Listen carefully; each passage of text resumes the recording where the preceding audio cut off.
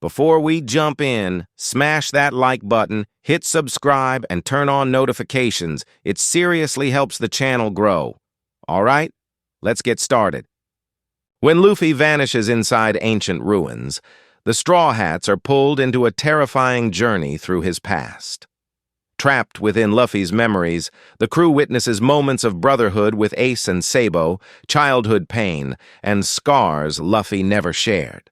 As past and present blur, the Straw Hats must confront truths that were never meant for them to see, learning what truly shaped their captain. To escape, they must not only find Luffy, but also come to terms with the weight of the memories he carried alone. Disclaimer: this story do not belong to me. The author is Warm Memories and Brotherly Bonds by RoseDragonWitch. Respect to author. Chapter 22. Enter Cotton Candy Lover, Tony Chopper. Man, I'm getting cold just watching you two run, Usopp said as they went running after Luffy and Sanji. How can Luffy run with sandals and shorts?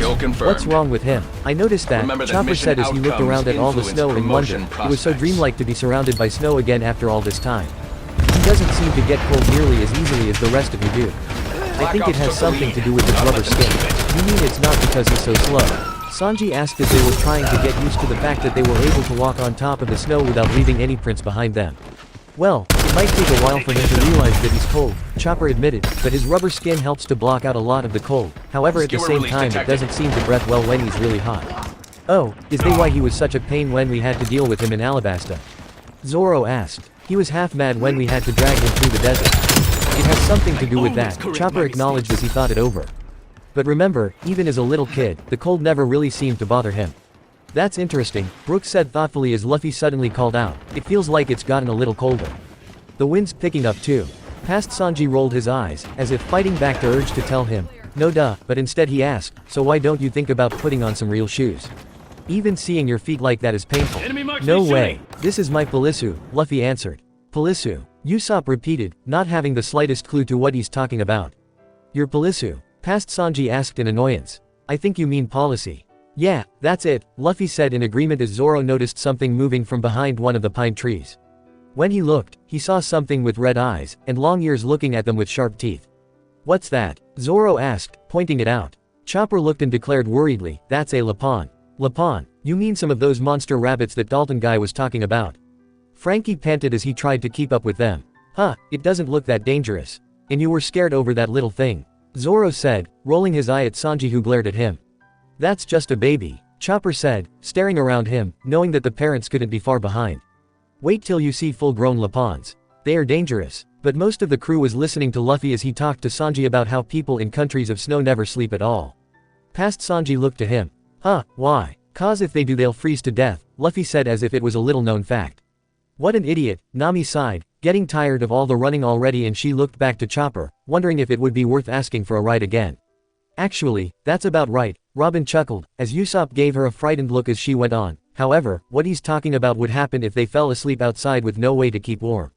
Basically, they pass away peacefully in their sleep by freezing to death.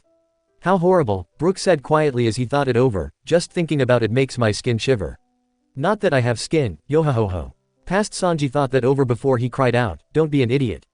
Everyone has to sleep sometime. It's the truth. Someone told me a long time ago. Luffy insisted. Usopp. Nami snapped, hitting him in the head, like we don't have enough problems with you telling him stuff like that. I never said anything like that to him. Usopp yelled back, why are you blaming me for that?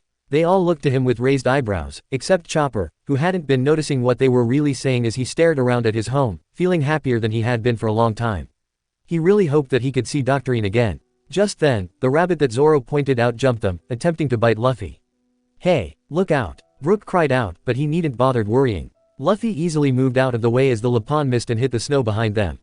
Luffy didn't show any signs of even noticing that something just tried to attack him as he and Sanji went on with their discussion.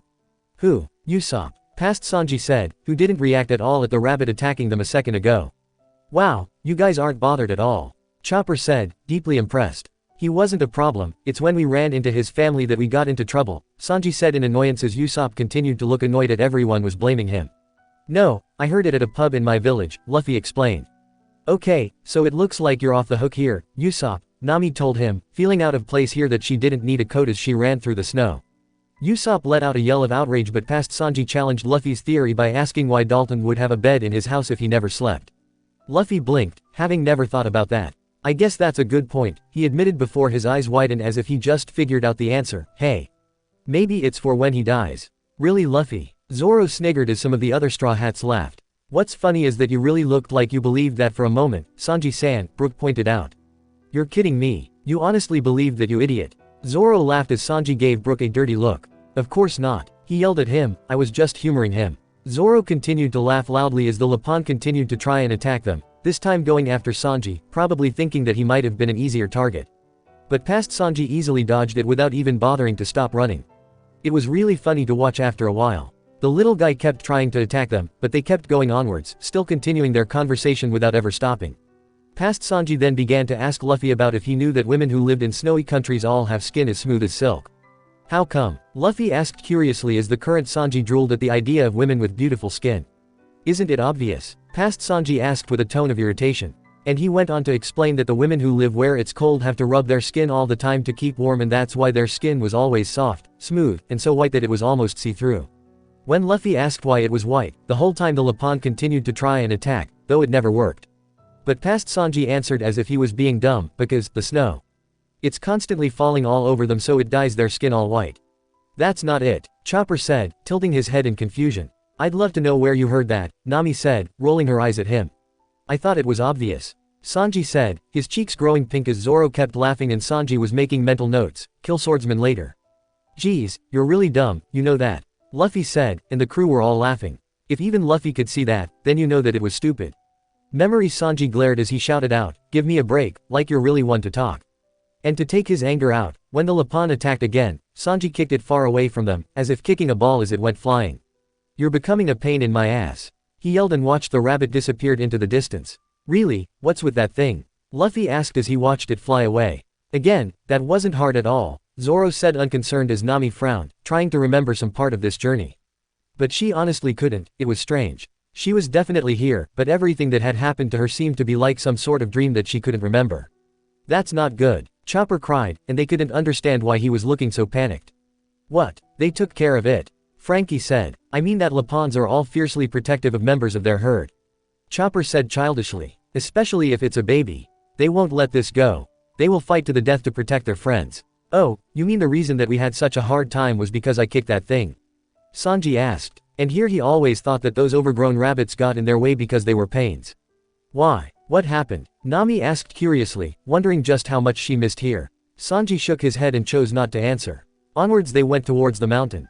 The present-day Straw Hats had no problem keeping up, but for Sanji and Luffy the journey was becoming harder with each minute. The wind picked up and was trying to blow them backwards, the cold slowing them down as they reached even deeper snow.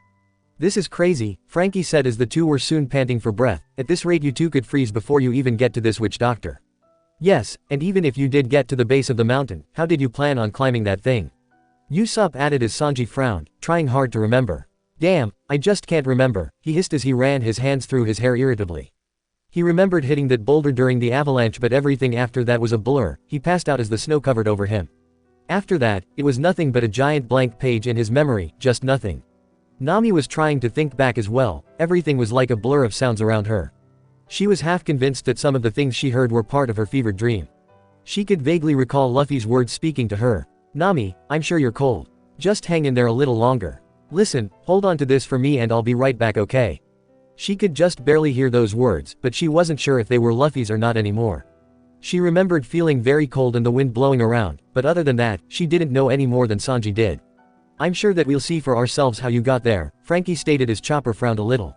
Now Chopper knew what Luffy had to have done here, but why didn't he ever tell the others how he got up there? He remembered the first time that he found them.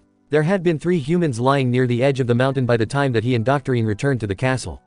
He remembered seeing one of the humans, looking on the brink of freezing to death, drop one of them on the snow in front of him, and a woman on his back as he stared up at the castle. He remembered wondering who they were and how they got there just before the guy fell forward into the snow and passed out. That was when the snow beneath their feet slowly began to slip over the edge and he dashed out to grab hold of them before they fell. Just how crazy was that? Crazy, but amazing as well. Yo, quick pause, smash that like button, hit subscribe if you're new here, share this video, and tell me in the comments which part you're loving the most. Nami, just hang in there a little bit longer, past Sanji said as he ran next to Luffy and muttered more words of encouragement. We gonna get you to a doctor all right. The snow getting really deep around here, Luffy commented as they fought their way through the deep snow, and Sanji barking at him to try and run more smoothly because he was making it hard on Nami. Why didn't you just carry her then? Zoro said in annoyance. Believe me, I would've, Sanji said, his face turning red and a truly lecherous look came over his face at the thought of carrying a goddess on his back. And that's the reason, Nami said, a muscle going in her forehead. At least Luffy's less likely to try and touch certain places, and seeing Sanji's face, she was glad that she let their captain carry her. While she did trust Sanji and knew that he would have gotten her to the castle, but she didn't like the idea of being carried by a pervert when she didn't remember anything. But the two suddenly stopped and were staring in front of them at the white snow. What's wrong? Brooke asked, gasping for breath. Not that I'm complaining. I'm tired of running, so tired that my lungs are having trouble getting air. Ah. I don't have lungs, yo-ho-ho-ho. No, it was trouble, Sanji hissed as they looked. The whiteness in front of them suddenly moved and, for a moment, they thought they were looking at a herd of polar bears, but bears don't have long ears. It was hard to guess how many there were, but there had to be several dozen of them at least, large rabbits as big as bears, standing upright with arms like gorillas, pinkish red eyes looking at them and fangs bared. Those are rabbits. Usopp gasped, feeling sweat dripping from his head. You're kidding right? I wish, Sanji said, his cigarette smoke drifting into the air. Boy, did they give us hell. Wow, Frankie whispered. I know that you said these guys were dangerous, but I just couldn't picture a rabbit as vicious. But looking at those claws and fangs, I see what you're getting at. That little Lapon from before is in for a big growth spurt, Robin said softly, pulling out her sketchbook and proceed to draw them. You're sketching them now. How relax, Brooke said loudly. Past Sanji seemed completely taken aback as he stared at them. What are these things? Well, they're big and they're white. So they must be polar bears. Decided Luffy. If I didn't know that they were rabbits, I probably would have agreed, Frankie said, suddenly not liking with how these guys were looking at the three memory selves. Just then, the one in front jumped, his teeth showing as he attacked. Memory Sanji screamed, look out. Luffy jumped out of the way as the Lapon's attack broke the snow like stone. Serious, how can it move like that? Past Sanji asked in shock. Is it a gorilla? No, it's a polar bear, cried out Luffy. It's a rabbit, Sanji screamed suddenly. How'd you go from a gorilla to rabbit? Luffy yelled back. Yeah, so don't act like you knew all along, crap cook, Zoro said. Do you want an ass kicking? Sanji growled at him, because if you do, I'll be more than happy to oblige. Please, I could take you out before you land a kick, Zoro smirked back. These must be the Lapons that Dalton was telling us about, past Sanji suddenly spoke as they looked back at them, and he was clearly trying to think of a way out of this. Well, there sure are a lot of them. Just then, Nami groaned a little on Luffy's back and everyone turned their attention to her. They couldn't tell if she was aware of what was going on, or if she was dreaming now as she whimpered a little in her sleep. Obviously in a lot of pain. Nami, whispered Robin, looking at her gently. Nami shook her head. She remembered feeling as if someone was shoving a foot-long spike into her skull. She hurt so badly that she didn't want to wake up, feeling as if she was being roasted alive. It's all right, she told her. I guess I just thought that they needed a reminder that we were short on time. I remember having a bad headache, but I can't really tell you what was happening here. Nami, Luffy suddenly asked, and she looked up as even past Sanji was looking at them, ignoring the threat of the Lapons for the moment. Hurry, Allah, basta, Nami whispered, though it had been very difficult to make out the slur in her words, they didn't need to guess what she was trying to say. Luffy's eyes grew concerned as he whispered quietly to her, just rest, never mind that. We'll worry about that later. It wasn't clear if she could understand his words, but the gentleness in his voice seemed to soothe her because she did appear to fall back into a deep sleep when she pressed her face against his back. Isn't that sweet? Robin said softly, and Nami smiled as well, a little embarrassed at that. But when Luffy put his mind to it, it was hard not to trust him. Memory Sanji was also smiling at her. She's not even worried about her own life, he said softly as he looked back to the Lapons. Just hang in there a little longer, Nami. Let's get going. We have to make it to that castle where the doctor lives, quickly. He stepped forward and yelled out, move it, you damn bunnies. Something tells me they aren't going to move because you told them to, Zoro said before he added, not that anyone in their right mind would take you as a threat. Please, even a 5-year-old could take you out, Sanji snarled back at him. They should have taken the other way up the mountain, Chopper said worriedly as he watched the Lapons glare down at them, as if waiting to see who would make the first move. Even a single Lapon on its own can be dangerous, but the whole herd. Well, we got through it, Sanji said firmly as the Lapon in the front took a step forward, clearly tired of waiting.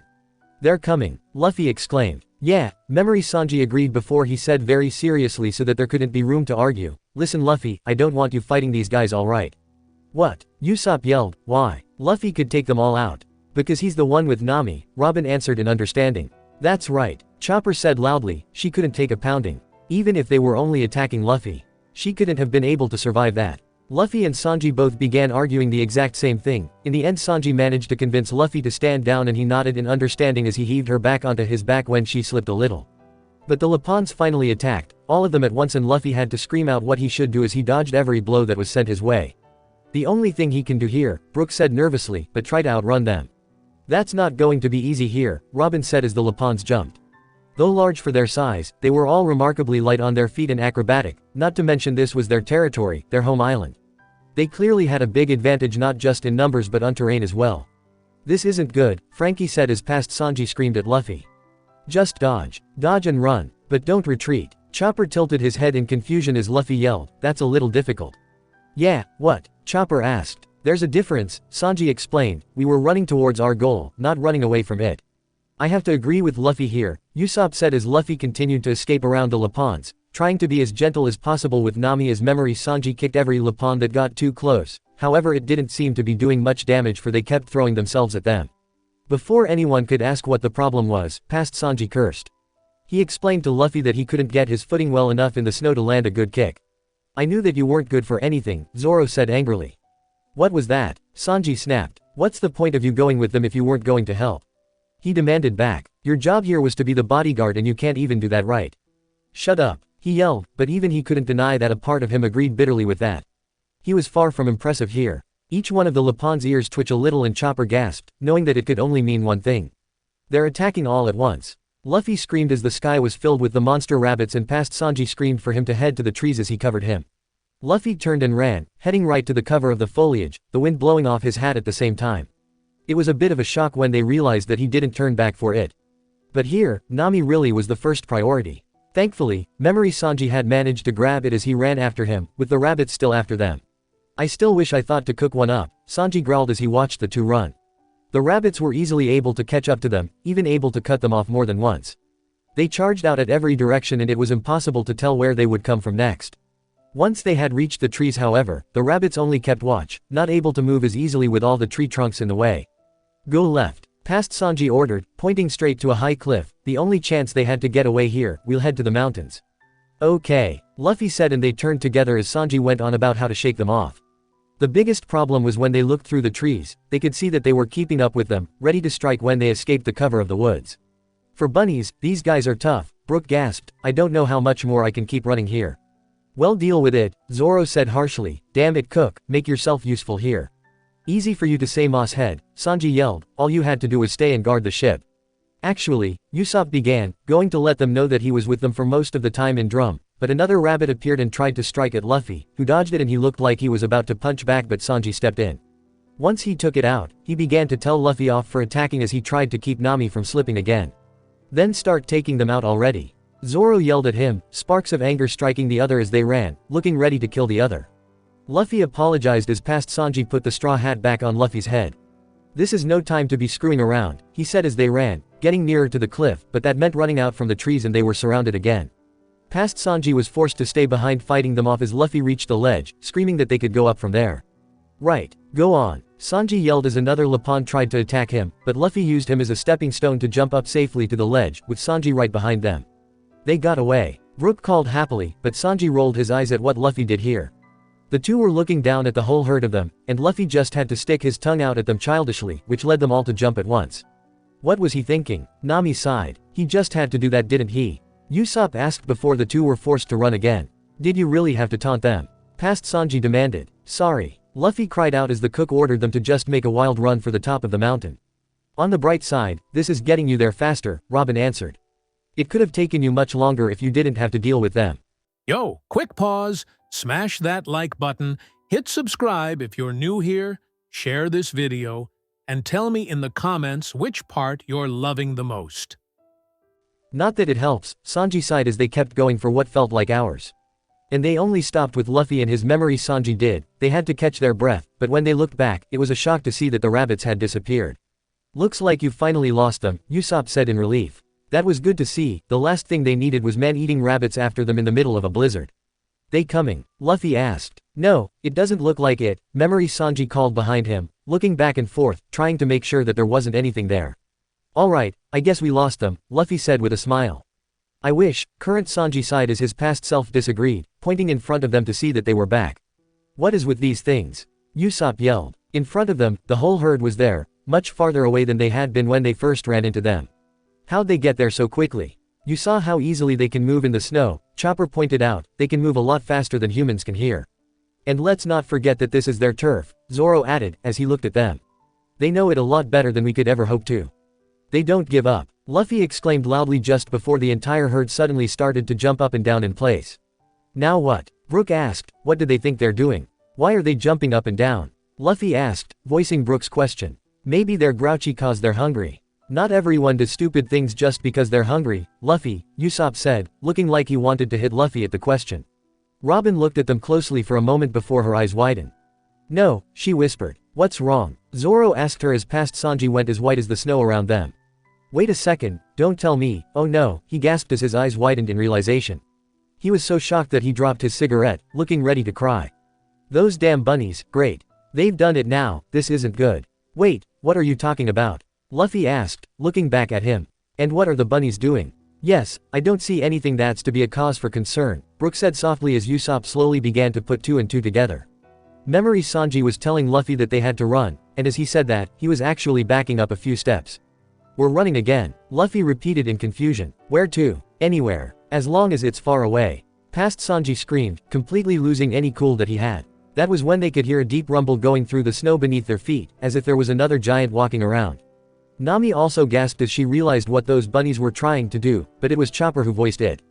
Get out of there. There's about to be an avalanche. Oh, so it was you guys who almost buried the whole island, Zoro said, as if having a hard question answered for him. I should have known. It wasn't us, Sanji snapped, it was those damn rabbits. Just then, the whole ground was trembling, almost like there was an earthquake happening. The thick snow above them slowly began to slide off the mountain, and before anyone knew it, a giant wall of white appeared and was heading straight for them as big as an ocean wave during a grand line storm. Because there's about to be an avalanche. Past Sanji shouted as Luffy screamed and they ran for it. Without looking back, Luffy quickly did the same and they ran back down the mountain as the endless waves of snow continued to chase after them. As fast as they were, however, they couldn't outrun this. How'd you get out of this mess? Cried out Chopper as they all ran once again, this time back down the mountain. It wasn't easy, I'll tell you that, Sanji said irritably, not looking forward to seeing the fall he took here. Damn those stupid overgrown bunnies, I'm gonna kill them. Memory Sanji screamed. Assuming you can kick decently, Zoro added and Sanji stuck his leg out to trip him. What was that for? He yelled, getting back up and running with him, giving him a death glare. Sorry, Sanji said, though he didn't sound sorry at all, my leg slipped.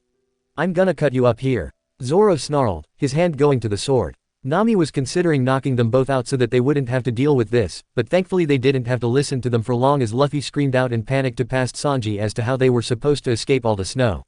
No clue. Past Sanji screamed over the roar that was quickly catching up. All I know is that our first priority is Nami, our second priority is Nami and our third priority is Nami. Got that, Luffy? Protect her even if it kills you. I don't remember any of this, Nami said, shaking her head as she glanced at her past self, who was still sleeping deeply. I didn't even wake up here. It's not that surprising since you have such a bad fever, Chopper yelled. You were completely out of it, and I think that's a good thing here. Nami glanced towards the avalanche as she kept running. That's a very good point, she agreed as she pumped her legs even harder. I guess I should think of it as a blessing that I don't remember this. It'd probably would have made you even sicker if you knew, Robin offered and Nami nodded firmly, knowing that the panic and fear of being killed here wouldn't have done her any favors. I got it, but how do I do that? Luffy screamed as the avalanche pulled trees up and they became part of the mess that was still hurtling towards them. They kept running as fast as they could before past Sanji spotted a high ledge just ahead of them and he screamed to head for it. Why? Luffy yelled back. Just run. We need to get up as high as we possibly can. Memory Sanji yelled back in reply. His expression showed that he didn't understand, but he followed Sanji to the cliff anyway just with the snow was at their heels. And as they continued on, aside from Sanji, the present-day Straw Hats didn't think that they would make it, but at the last possible second, they jumped just as the avalanche finally caught up. Oh, good, Brook sighed in relief as they were all standing on the ledge, the snow rumbling past like rapids. Now all you had to do is. But it was far from over. Past Sanji was just starting to say that they made it in time, but then more snow came tumbling down, this time there was nothing they could do as it washed over their heads. No, you're gonna get crushed. Frankie yelled out in terror as the two froze in fear as they stared at it, and suddenly the force of the avalanche knocked them right off their feet and were sent flying in the air. "It hit you guys!" Chopper screamed in terror as they were all suddenly sliding down the avalanche with all the wreckage from the nearby trees. They were all staring around, trying to find the three of them. "Up there!" Usopp yelled, point above them as he and Chopper held onto each other in terror. This was like a nightmare, not too many people survived getting hit by an avalanche. Luffy was up in the air, spinning a little as he looked around desperately for a way out of this. Nami still sleeping like a baby on his back, and the current Nami was shaking her head in amazement that she had slept through all of this. Was her fever really that bad that she didn't notice all this going on? You think that the sound alone should have been enough. But just as it looked like Luffy had run out of luck, he turned in the air and managed to land onto one of the tree trunks, now sledding down the mountain like a toboggan. Now that was some fast thinking, Frankie said, his heart racing excitedly as he looked around. If they weren't in the middle of a blizzard with a crewmate whose brain was frying and have crazy polar bear rabbits after them, this would be one heck of a ride. But what about you, Sanji? Chopper cried, trying to find him through all that snow. Luffy was looking around for Sanji as well, and he spotted the cook ahead of him, quickly being buried alive in front of them. "Sanji!" Luffy screamed in worry as he stretched out his arm for him. "Grab on!" It was a big weight off everyone's shoulders to see Sanji pulled out of the snow and pulled onto the tree behind Luffy and Nami. "Thanks for that, Luffy," he panted. "Well, you can thank him by figuring out how to get out of this mess," Usopp said, looking around, unable to think of anything here. "The only way I can think of is for you to try and slide down the mountain until the avalanche stops," Robin said. "Not unless one of you suddenly knew how to fly anyway. But that would have meant they'd have to head back up the mountain all over again," Brook said loudly. Luffy also noticed this as well as he yelled that they were just going to keep going down the mountain unless they did something.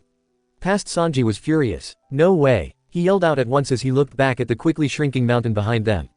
"I'm never gonna let that happen. We've come all this way and we were almost at the base of the mountain, just feet away from the doctor."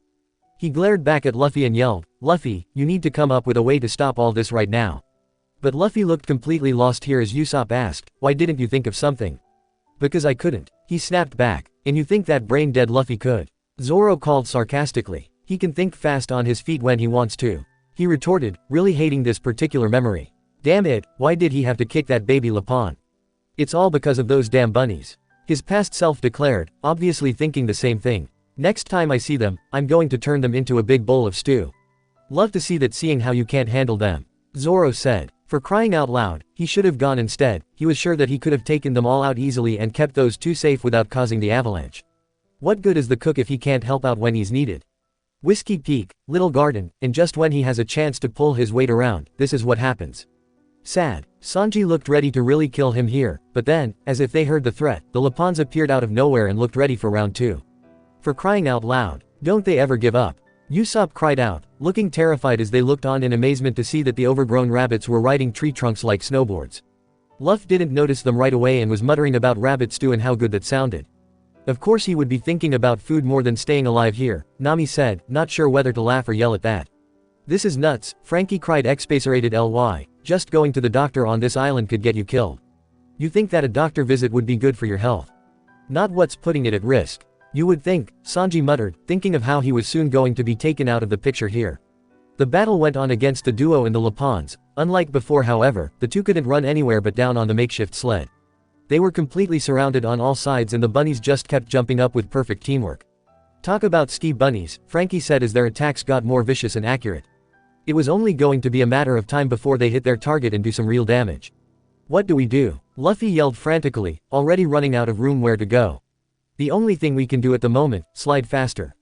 Sanji yelled as he pushed their tree to go faster. Easier said than done, Brook called as a Lapon jumping right through him like a ghost and he freaked out a little at that. These guys just don't know when to give up. Usopp yelled, with Chopper still clinging on tightly to him. No, they're known for their stubbornness and their determination to defend their herd.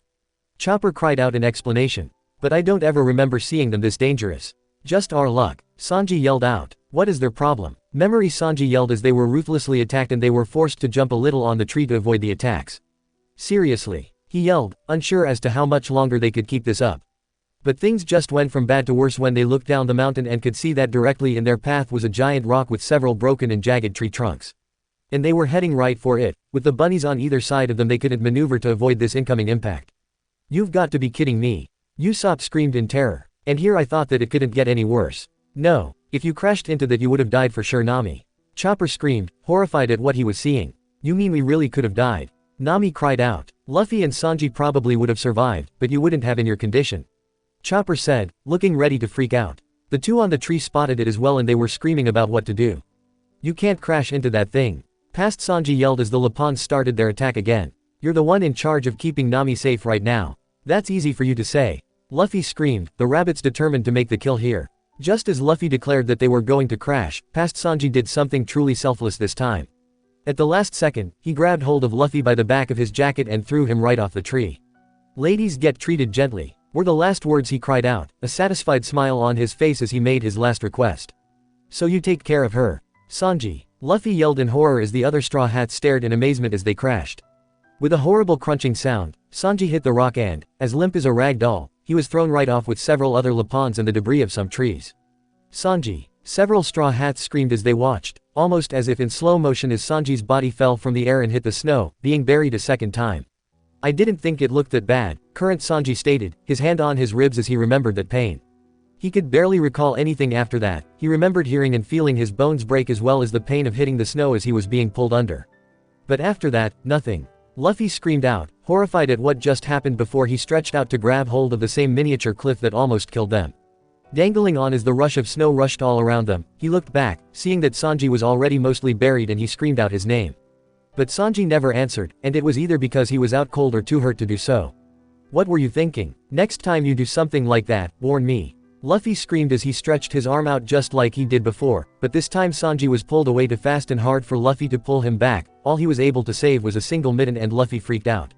Sanji. Luffy yelled in desperation. His voice echoed around them as he screamed out, Saw and JJJJJJJIIIIIIII. That was when the memory faded and the Straw Hats realized that they were back in the thick forest in the real world. All of them were stunned, trying to register what just happened.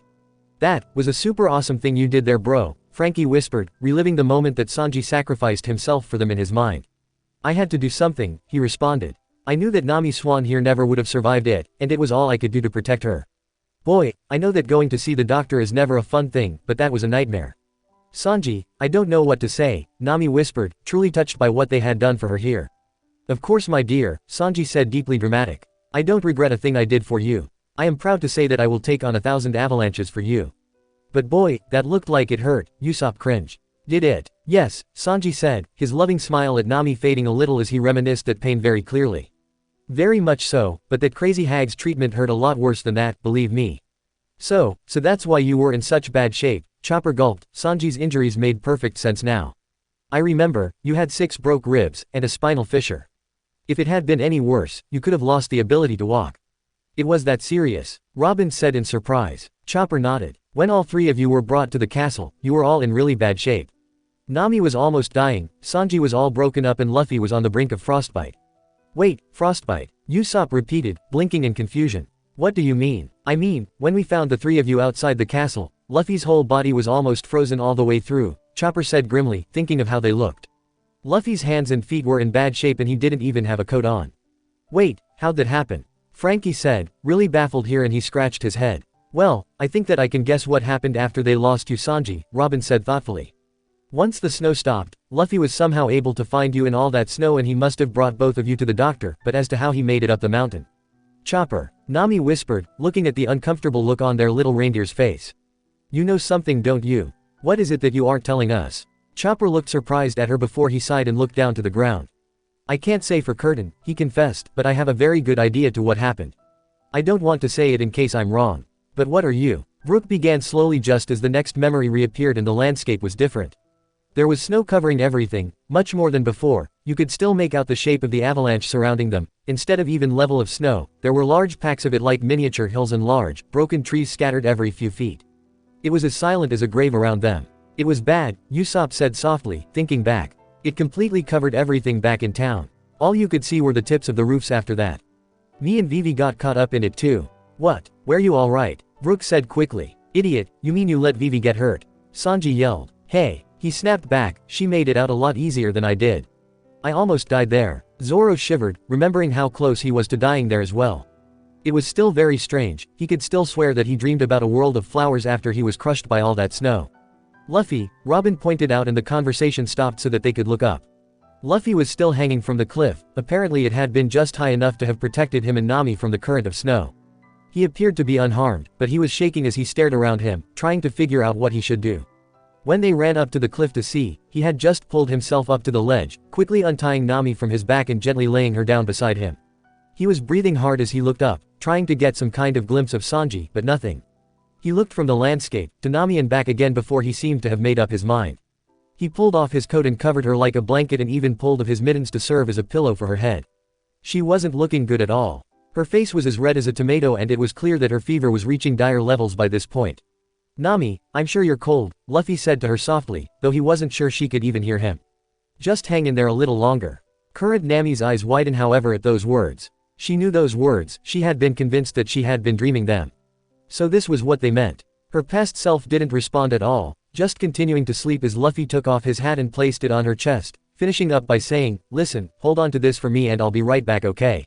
Convinced that she would be alright by herself for a moment he turned and dove off the ledge, as he started to look around for Sanji. No one knew how he intended to find Sanji buried in all that snow, but it didn't take as long as they thought it would however. "Damn it Luffy," Sanji hissed. "How could you leave Nami unprotected like that? I didn't do that for you to just leave her there freezing." "Maybe, but I don't think that he could have lived with himself if he just left you there," Robin pointed out. "Shame," Zoro said, though he had to admit that he was impressed with what the crab cook did back there. Luffy was running across the snow, sinking deep every few feet before he was able to pull himself back up and continue searching. Every time he called out for Sanji's name, it seemed to become more desperate as he picked up his pace and began to run. Onwards he went before the snow that he stepped let out a soft groan beneath his feet. Luffy stopped dead as he looked back and he got down on his knees as he began to dig. Luffy's fingers had turned a bright red color and the wind was freezing his face as he continued to dig down deeper and deeper. Finally they spotted the dark coat that Sanji had been wearing. "So that's what happened," Robin said as Luffy let out a cry of shock and ducked more desperately. "He just walked around until he stepped on you." "Jerk," Sanji said, though he couldn't bring himself to be too upset with the idiot for digging him out. Soon, Luffy had been able to pull him out and lay him on the snow. He was a mess. There was a blue tint to his face as he struggled for breath, and he was completely out of it, but miraculously alive.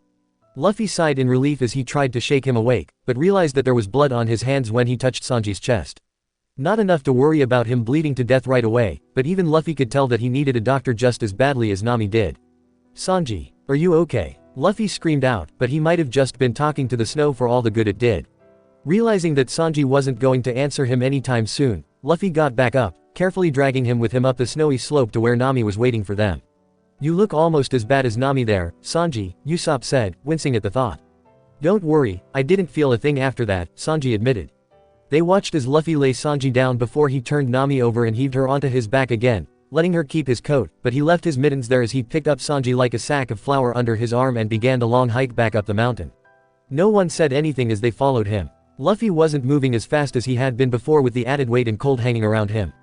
They felt true sympathy for him for having to go through all this freezing cold on his own, but suddenly they spotted something digging in the snow up ahead. "What's that?" Frankie asked as they moved a little faster to see what it was. They were startled to see who it was. "Isn't that the baby Lapon that caused all this?" Usopp asked. It was. The little rabbit was digging desperately in the snow where they saw that it was trying to dig out a gigantic paw with claws, which could only be its parent. "How'd that happen?" Nami said, thinking to how easily those things could move through the sleet. "I guess even it couldn't outrun the avalanche and got buried," Robin said as Luffy was slowly making his way towards the little baby, still trying to dig around the clawed paw. Sanji snorted. "Maybe next time it'll think before it helps set off an avalanche here." As they looked closer, there was some pink in the snow and the little baby's own paws looked frozen.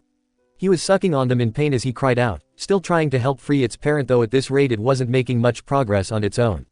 But it didn't give up as it kept going, and they knew that it probably would have kept going even if it destroyed his paws. "I know that it tried to kill us," Nami said, her heart going out to the poor, little thing. "But I can't help but feel bad for it." Chopper could hear its words and he was fighting back tears.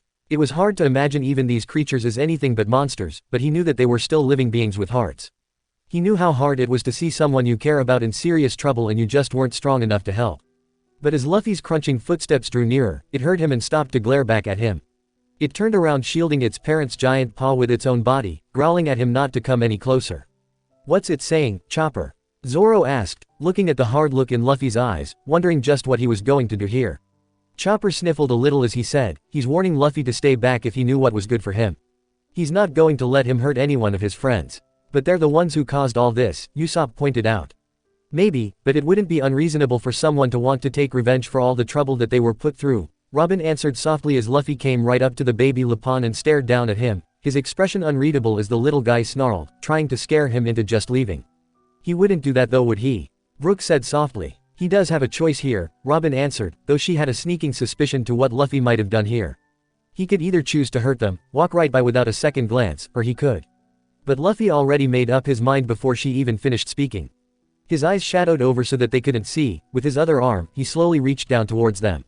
The little baby covered his head and closed his eyes, clearly thinking that he was going to hurt him, but instead, Luffy reached over to grab the large Lupin by its paw, and with a great pull, managed to pull it out of the snow.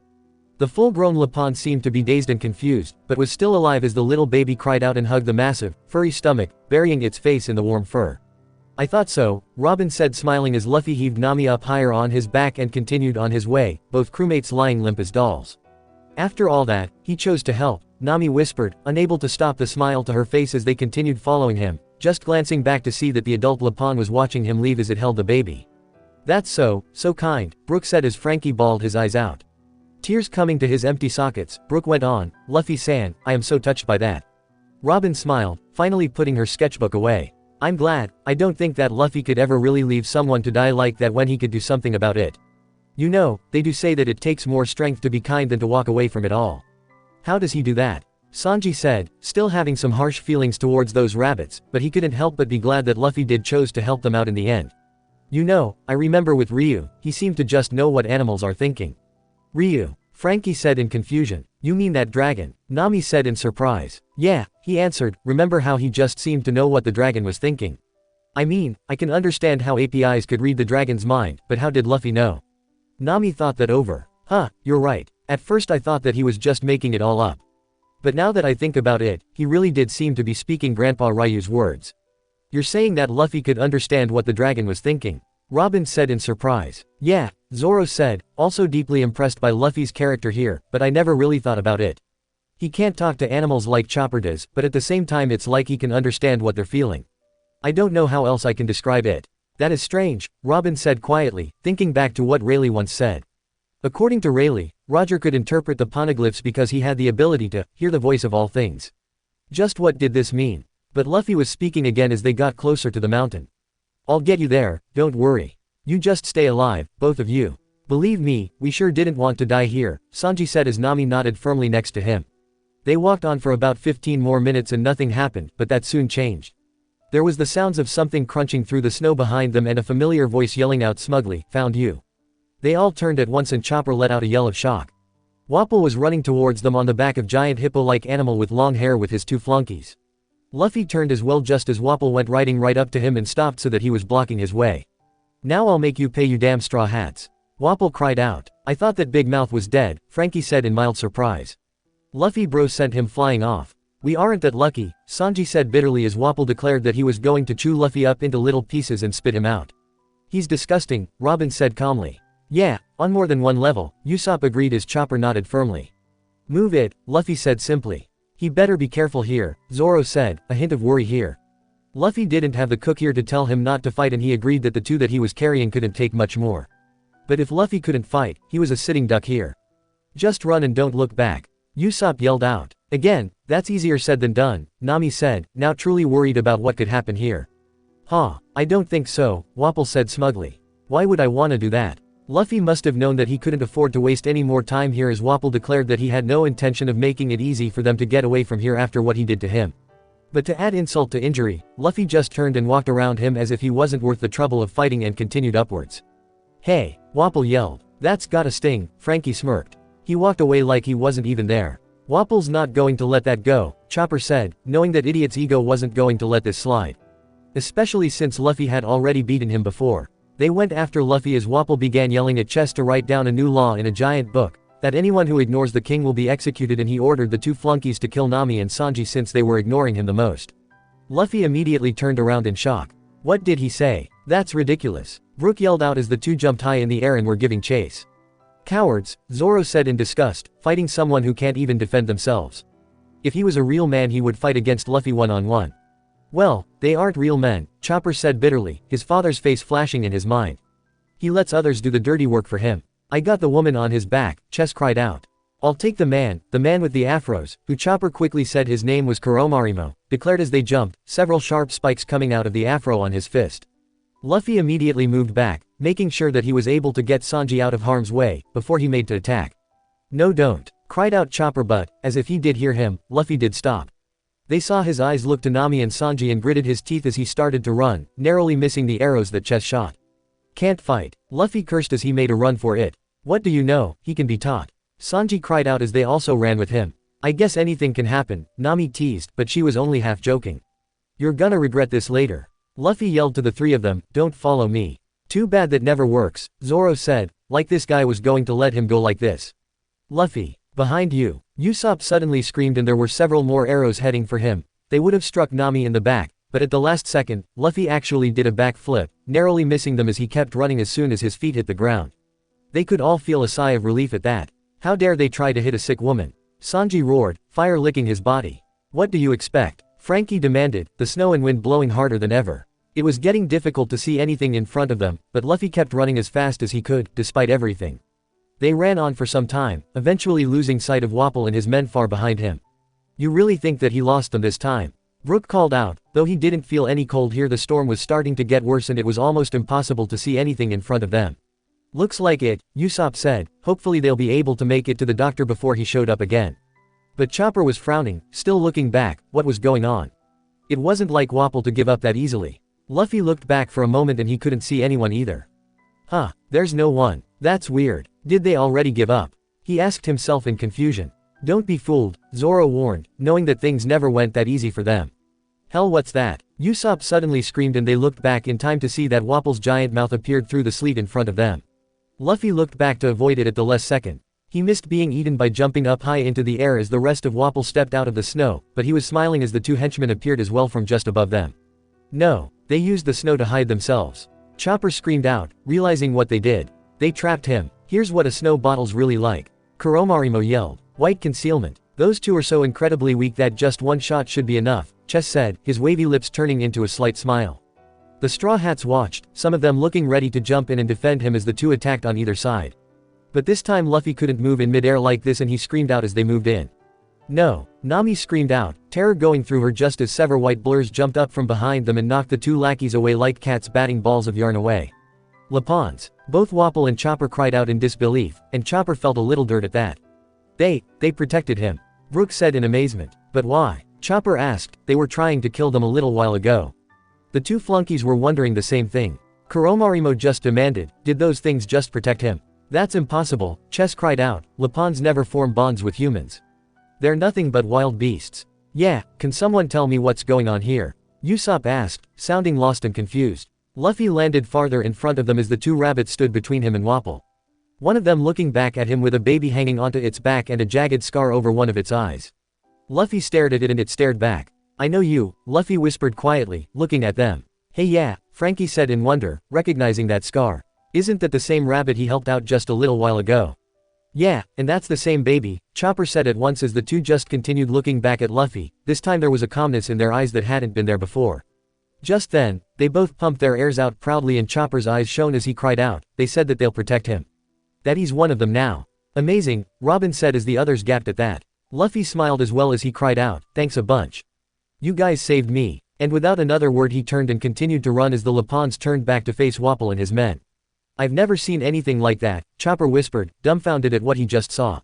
If he didn't just see it with his own eyes, he never would have believed it. I've never seen Lapons trust a human like that before. One good turn deserves another, Nami smiled. And like we said before, Luffy's a lot like a wild animal himself. Maybe they can see that in him and that's what causes them to trust him in the end. Usopp didn't think that was a bad guess. After all, they had a living demon with them. After all, why not a wild animal for a captain? And he looked over at Zoro and shivered. This guy scared him sometimes. The journey got harder as the blizzard quickly got worse. Luffy was soon struggling to take a single step forward. It was like every step forward he took, the wind blew him back 2 steps. It didn't take too long for it to become so that they couldn't even see in front of them. And if it was hard for them, they didn't want to imagine how painful it was for Luffy. The snow was now up past his knees, and they knew that even he must surely be feeling cold by this point. He was shivering as he forced his freezing body to keep going forward, his face now almost as red as Nami's, and he was gritting his teeth together to keep them from chattering. This is torture just to watch. Frankie yelled out. My skin is freezing and falling off as we speak, Brook shivered, though my skin has already fallen off. Not now, Brook, Nami snapped back as Luffy kept walking. He kept chanting one word under his breath as he fought against the powerful wind like a spell. Doctor, doctor, doctor. Yeah, he's going to need on after all this, Usopp said firmly, and I thought that Dalton had it bad being buried in that avalanche. What? Robin asked, not understanding. Wapol showed up at the village apparently and Dalton got hurt when he was fighting him, so when the avalanche came, he couldn't escape, Usopp panted, and so we were stuck trying to dig him out for a long time. So that's why he was in such bad shape, Chopper said, remembering seeing him at the castle. That's nice and all, Zoro said in annoyance as Luffy was now forced to move, had hardly more than a crawl by this point, but I think Luffy's really the one that we need to worry about. Chopper nodded. You're right, he agreed. I don't care how strong he is, he's got to be in a lot of pain. I knew I should have made him put on some shoes, Sanji muttered darkly as they walked alongside him. Nami was frowning, wishing that Luffy would just hurry up and put his coat back on. Right now he needed it more than she did. At this rate, he'll be too cold to move and then all three of them would freeze. But at long last, after what felt like a lifetime, they finally came to a solid, white wall directly in front of them. It took them all a minute to realize what it was as they looked up and couldn't even see the top. They finally made it to the base of the mountain. It looked smaller from back in the village. Frankie yelled, "How big is this thing?" Nami cried out through the roar of the wind. "Very big." Usopp yelled back as Luffy stared up at it, as if he couldn't believe that he got here. "You know, how did you guys plan on actually climbing this thing, Sanji-san?" asked Brook as Luffy looked around, clearly hoping for some kind of way up. Well, we didn't think things through," Sanji offered in a little embarrassment. "Wait, you went running off into a blizzard without any idea as to how to get up there?" Usopp yelled. "I thought that you guys had some idea with the way that you went running off like that." "Hell, we were in a hurry and Nami was in trouble," he yelled loudly. "And there wasn't like there was an elevator." "No, but there was a ropeway, wasn't there?" Nami asked them and Sanji looked at her in confusion. "Ropeway," he repeated. "You don't remember because you were still unconscious," Usopp said, "but after Dalton was pulled out of the snow and treated, he wanted to go to the castle to deal with Wapol. That was when we found out that there was this ropeway connected to this tree and we used it to get up there." "You mean to tell me that we could have gone up the mountain without any problems the whole time?" Sanji roared. "That's how the people used to get up and down from the castle before Blackbeard attacked the island," Chopper stated, "but after Wapol abandoned this place, those pirates destroyed a lot of things, including the original ropeways. But after that, me and Doctorine decided that we could use the castle for some good. We attached a new ropeway from our old house and up the mountain. I used to pull the sleigh down the rope when we went to go and treat patients. That's why they used to think that she was a witch, it looked as if we were flying through the sky." "I see," Robin said in understanding, having originally thought that maybe this Dr. Kurha had eaten a devil fruit in the past to be able to fly like that. That explains a great deal. "But no one ever went in that part of the island and so no one knew about the ropeway," Chopper said softly. So no one knew that there was an easier way up until after we left," Sanji finished grumpily. "Just our luck. Now that that's out of way, how the hell did Luffy get up this mountain with two unconscious people?" Usopp demanded. "That would be difficult," Robin stated, looking up herself. "This mountain is smooth with only slight ridges all the way around. I think perhaps all the snowstorms might have something to do with this. And it's bound to be much colder the higher you go, this wind alone can kill someone easily. Who came up with this idea anyway?" Frankie demanded, looking up the straight cliff. "The only doctors on this whole stinkin' island live in a castle, on the top of a mountain that's got a smooth rock face the whole way up, and the only way to get to them was in the middle of a blizzard while fighting off man-eating rabbits. No matter what way you look at it, it's hell. When you put it that way, it's almost as if fate had a sick sense of humor about the whole thing," Zoro said, thinking it over as Luffy sighed. "There's a doctor up there," Luffy said to himself, and he seemed to be preparing himself for something unpleasant. He took another look at his two friends before he said, "All right Nami and Sanji, just a little farther to go. Hang on a little longer." Perhaps, deep down inside, they all knew what must have happened. But no one really wanted to say it out loud because the very thought was just hard to think about. But when they saw their captain Rati Nami extra tight on his back, kicked off his sandals, and picked up Sanji by his teeth, it could only mean one thing. "You've got to be kidding me," Sanji said, feeling unusually numb at what he was seeing. "You mean to tell me that he actually climbed that thing with his bare hands?" Usopp screamed out. "That's suicide. He'll never make it up there like that." Brook cried out. "He'll freeze to death before he even makes it halfway up." "No," Chopper said firmly as Luffy found several grooves in the mountain and tested his weight. "How many times do I have to tell you? We found you three just outside the front doors. There is no way that you could have gotten up in any other way." "You mean, he really?" Nami whispered, unable to believe what she was hearing. "See for yourself," Zoro said calmly.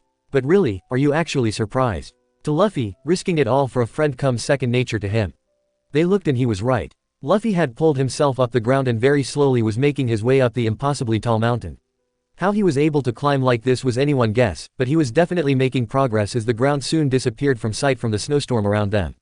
Just like before, it was as if they were riding an elevator and were able to follow after them so that they could see what was going on as he began to climb up higher and higher.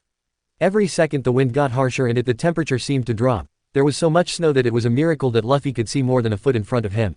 Yet despite all this, Luffy kept going with surprisingly gentle moves, as to not make it any harder for his friends than was necessary. When he looked back down at the ground to see it disappear in the blizzard, they could make out his eyes. A powerful resolution shining there. He was going to climb this mountain and reach the top no matter what it took. Up and up they followed him, like this was some kind of hallucination or daydream that was going on around them. Like this couldn't really be happening and they were merely dreaming this whole thing. But they knew now that this had to have happened. This was the cold, hard proof. Luffy would stop every few feet to catch his breath or to search for more grooves in the mountain for him to grab hold of before he was able to pull himself up even farther. Time seemed slow down around them as quickly as Luffy was freezing. His body was turning a dark red color and blood was dripping down his arms as his fingers and toes were cut like they were digging themselves into shards of glass.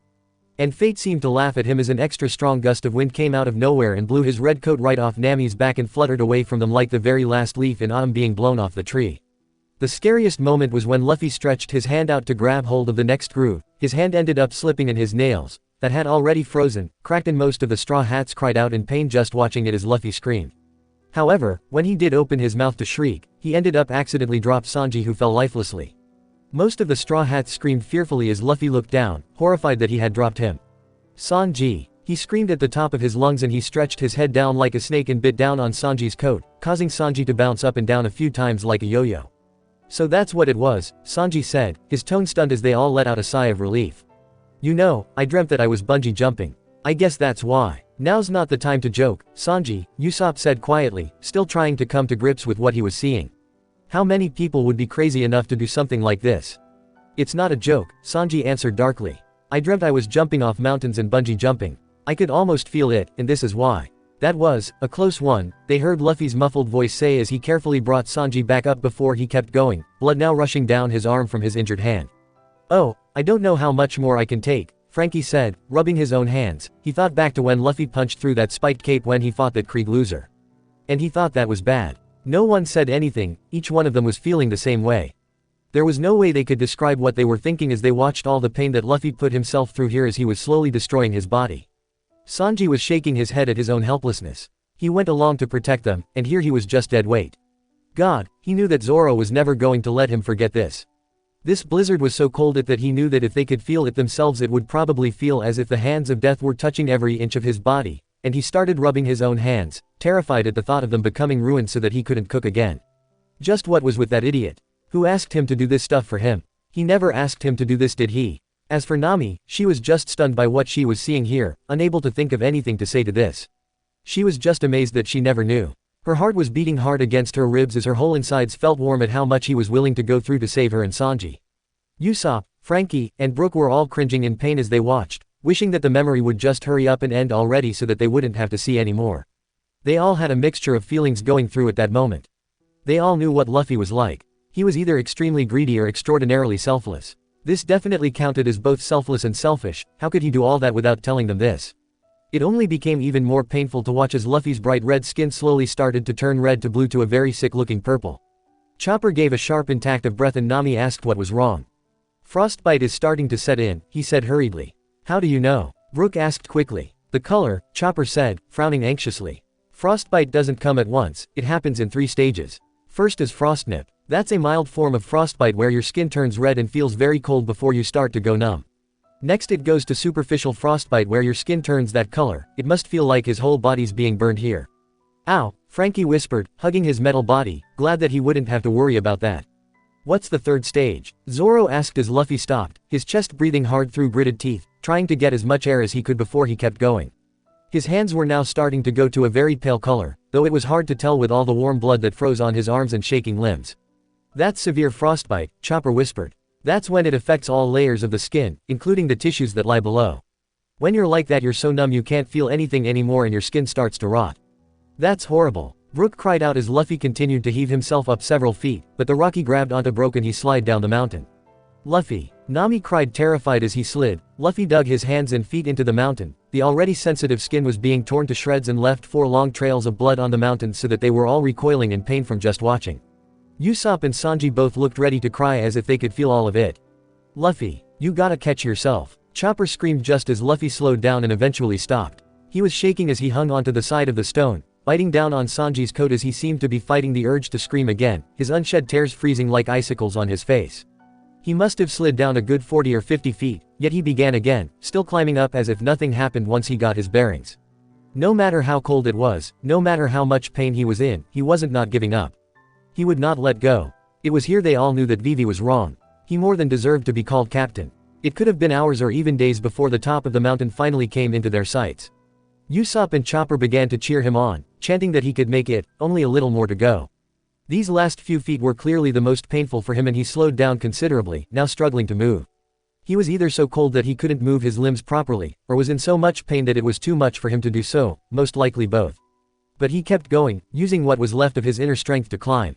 His eyes were glassy and dazed by this point and it seemed as if he was fighting hard to stay awake. Even as they realized this, the memory around them seemed to grow hazy and everything seemed to start to spin around them and they all felt a little sick at it all. But finally, Luffy's hand reached the top. His whole body was shaking so badly that it was a wonder that he was able to hold on to anything as he heaved his sick body up and over. Only when he was up did he open his mouth and let Sanji fall into the soft snow beneath them as he slowly looked up and stared in front of him. They looked up and there was a beautiful castle that shone in the light and seemed to twinkle as if it was made of ice itself.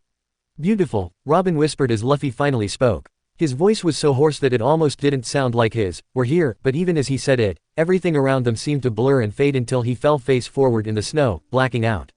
They could vaguely recall hearing the sounds of snow crunching around them as the memory faded and they were back in the warm night air. However, almost at once, the memory came back. They were still outside in the freezing snow, but seemed to be just inside the castle's front doors. There were 2 others with them, one of them was. "That's me," Chopper cried out in amazement as he stared at himself. Wow, was that really what he looked like 2 years ago? His past self was carefully turning Sanji over and opening his coat so that he could get a look at his chest, which was bruised and bleeding. "Is that Dr. Kurha?" Robin asked, pointing to the second person with them. Chopper nodded, his eyes wide and he was unable to stop smiling.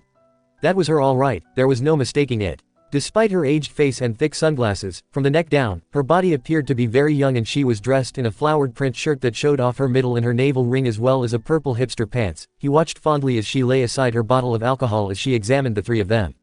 "Wow, and I thought old lady Kokoro was strange," Frankie said as she looked over them all. Zoro's and Sanji's eyes darkened as they looked at the old woman. Both of them having very painful memories of her as she spoke, her voice sounding aged but also a hint of a witch's cackle was there. "He climbed this mountain with his bare hands. That's almost 3 miles of sheer rock to go up." 3 miles. Most of the crew all cried out in shock. "Funny, it felt like so much longer," Zoro said, now truly impressed. Luffy was shivering on the ground as she looked down at him and added, "His entire body is on the brink of frostbite." What was he thinking dressing like that for such a climb? Draw some hot water and throw him into it. Past Chopper continued to look at Sanji's injuries and declared, "This guy's bleeding a whole lot. He's got 6 broke ribs, and a spinal fissure. Can I operate on him, Doctorine?" "Oh, that sounds bad," Usopp said, suddenly very glad that he didn't go with them. He wasn't anywhere near as strong as these 2, and if they were in such bad shape, then they'd probably would have had to haul him up the mountain in pieces. Dr. Kurha gently lifted Nami up to get a good look at her. When she frowned, they could tell that Nami was in serious trouble. It was confirmed as she said, "Apparently the most critical of our 3 patients is this girl. This one's dying." Nami's fever reached critical by this time, Chopper confirmed. 1 more degree higher and it would have been too much for your body to fight off any longer. Nami stared ahead, once again stunned by how serious it had been. Dr. Kurha turned to Chopper and started listing a list of things to get for her. He looked back up at her and asked, "She has an infection?" "Yes," she confirmed, looking back at Nami and finishing, "and the infection isn't from anywhere on this island." "I guess we were all really lucky that the doctor here knew how to treat me," Nami said gratefully. "Kesha was an illness thought to have died out a century ago," Chopper told her. But Doctorine decided to hold on to the antibiotics just in case. "And it's a good thing she did," Sanji said. Though he didn't like the old hag, he definitely owed her and Chopper one for saving the lady of his dreams. The memory around them continued to haze and fade in and out from time to time. But they could still make out Luffy's bloody hand shoot out and grab hold of Dr. Kurha's arm. The 2 looked at him in surprise, clearly having thought that he was out. Luffy slowly turned his face towards them, trying to form words, but his teeth were chattering together so much that it only came out as short pants and garbled words. But Dr. Kurha seemed to understand as she said in a slightly gentle tone, "Don't worry, boy. I'll make the bleeding boy and the sick girl better, you can rest easy alright." "How can anyone rest easy with her treatment?" Sanji demanded harshly, still aching at the memories of what she considered treatment.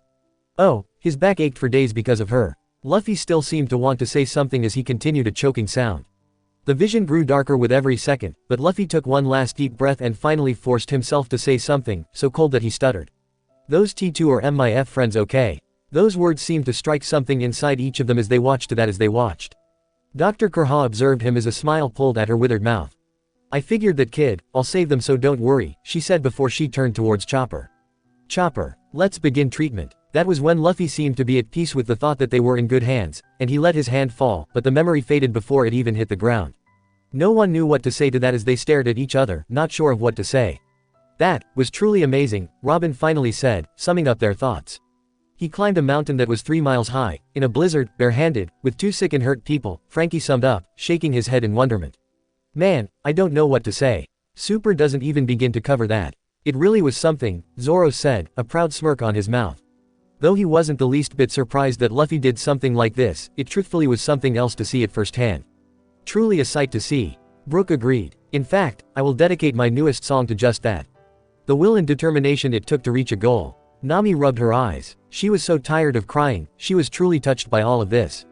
But why didn't he ever tell us this?" she asked. "He had his reasons," Zoro said at once. "Most likely, he didn't want us to worry about him. He probably knew that you would be upset if you knew that he injured himself trying to protect you." As Nami thought that over, Usopp, Frankie and Chopper seemed to nod in agreement at that. But they didn't notice how Robin, Sanji, and Brook were all looking at Zoro, each one thinking the same thing. He gave all 3 of them warning looks, as if daring them to say something. He knew better than anyone what it was like to keep a secret like this from the rest of the crew. Seeing how they were reacting to seeing Luffy tear his body up trying to help them was the proof that he needed. He was going to take what happened to him that day at Thriller Bark with him to the grave.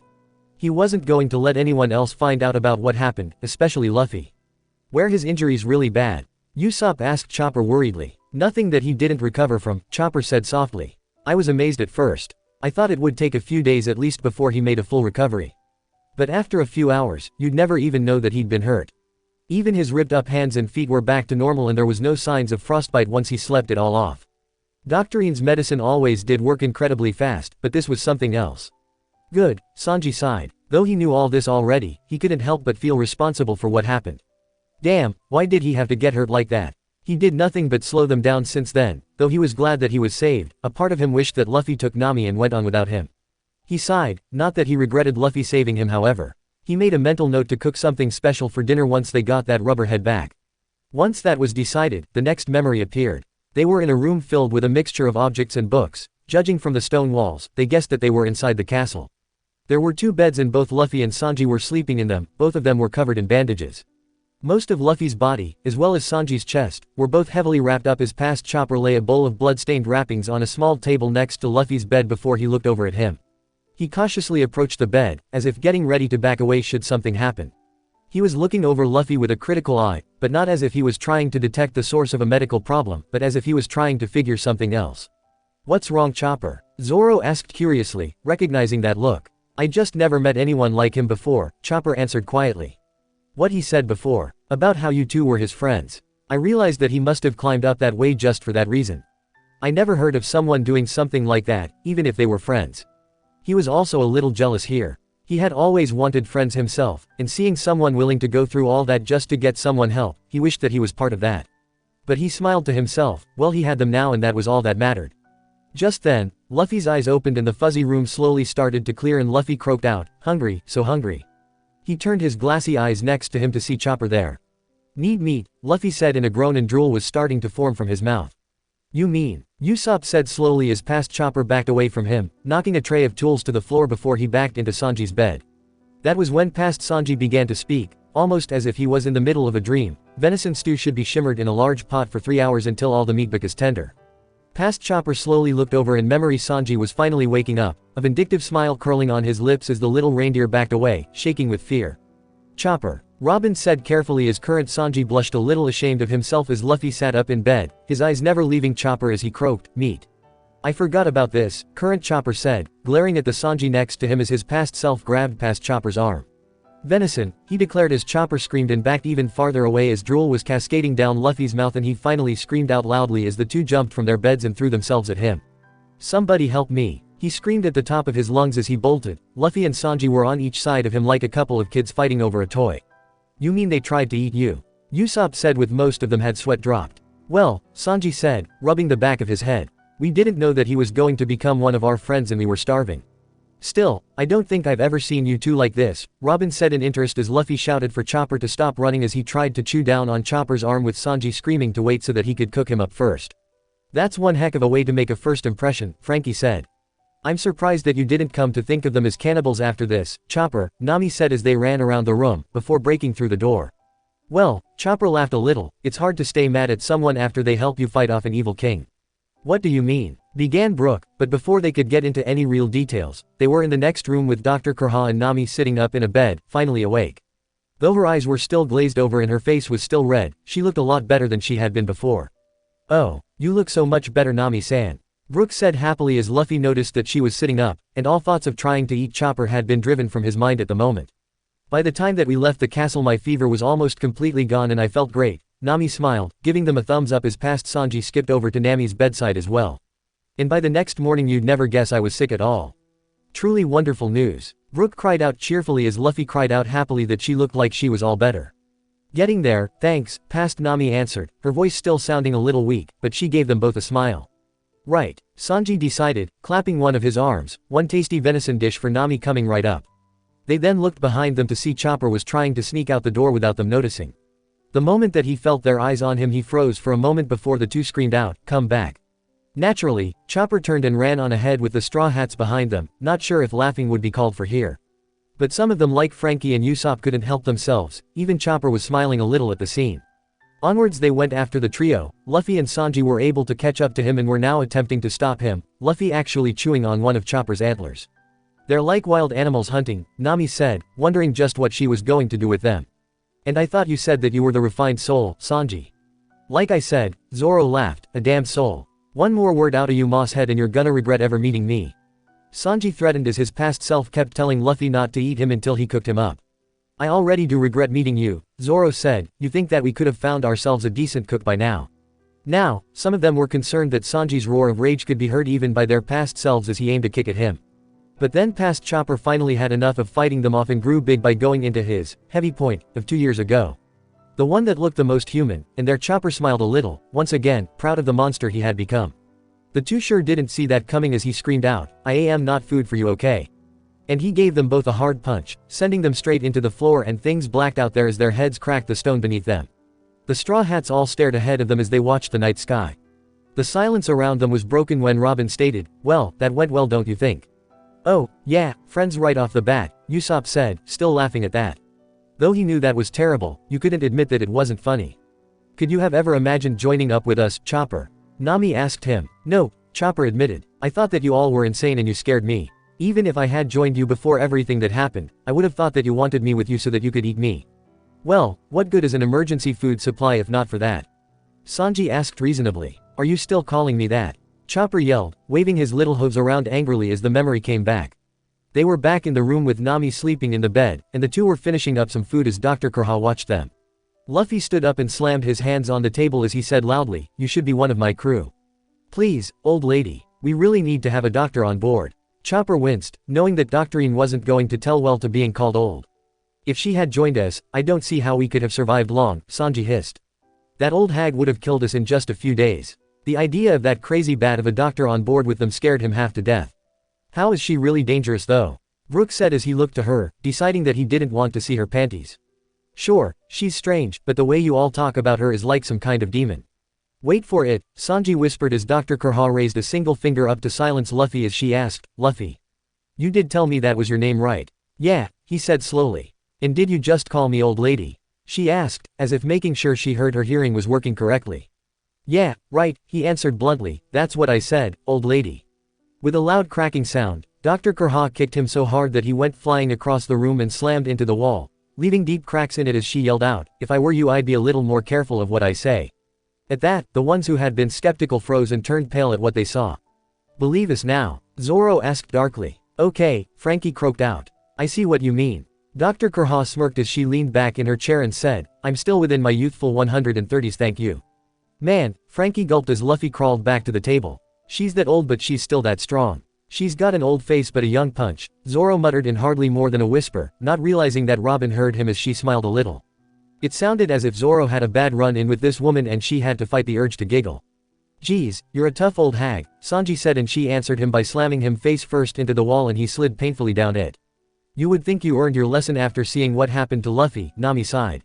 She had such high hopes for Sanji too. "You don't expect someone as old as her to be that touchy about it," he retorted. "That old hag is nuts. Are you boys really asking me to become a pirate?" Dr. Kurha said. "That would be an incredible waste of my precious time. Besides, I have no interest in life on the sea." "Thank you for small miracles," Usopp whispered gratefully. Luffy dragged himself back to the table, and when he got back up on his feet, they could see blood dripping down from his nose and from between some teeth. "Those are all lame excuses, it's about adventure, old woman." "Well, this one's a slow learner," she said. "Didn't I just tell you to watch what you say?" "Oh, he's a slow learner all right," Nami chuckled. It would be nice if he could keep up with everyone once in a while. Really, talking to him felt like talking to a 5-year-old sometimes. But she bet that some 5-year-olds could understand better than he could. But she liked him like this, so there's nothing that can be done. "It's for the best," Robin said. After all, if she left, then there would be no one but Chopper to treat the villagers. Chopper nodded, knowing that the people wouldn't be too keen on that idea.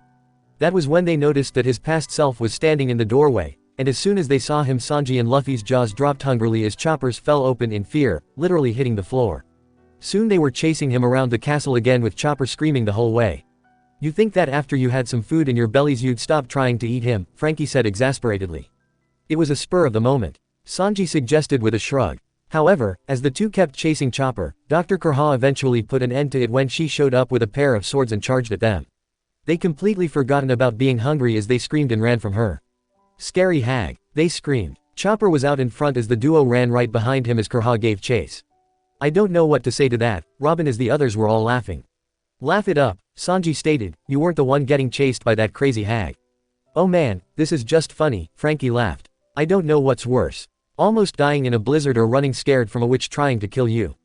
"Is she really the one who took care of you, Chopper-san?" Brook whispered to him and Chopper nodded. They went after the group of them, eventually losing Kurha in the chase, but then the two were standing in a large room, most likely like the entrance hall of the castle.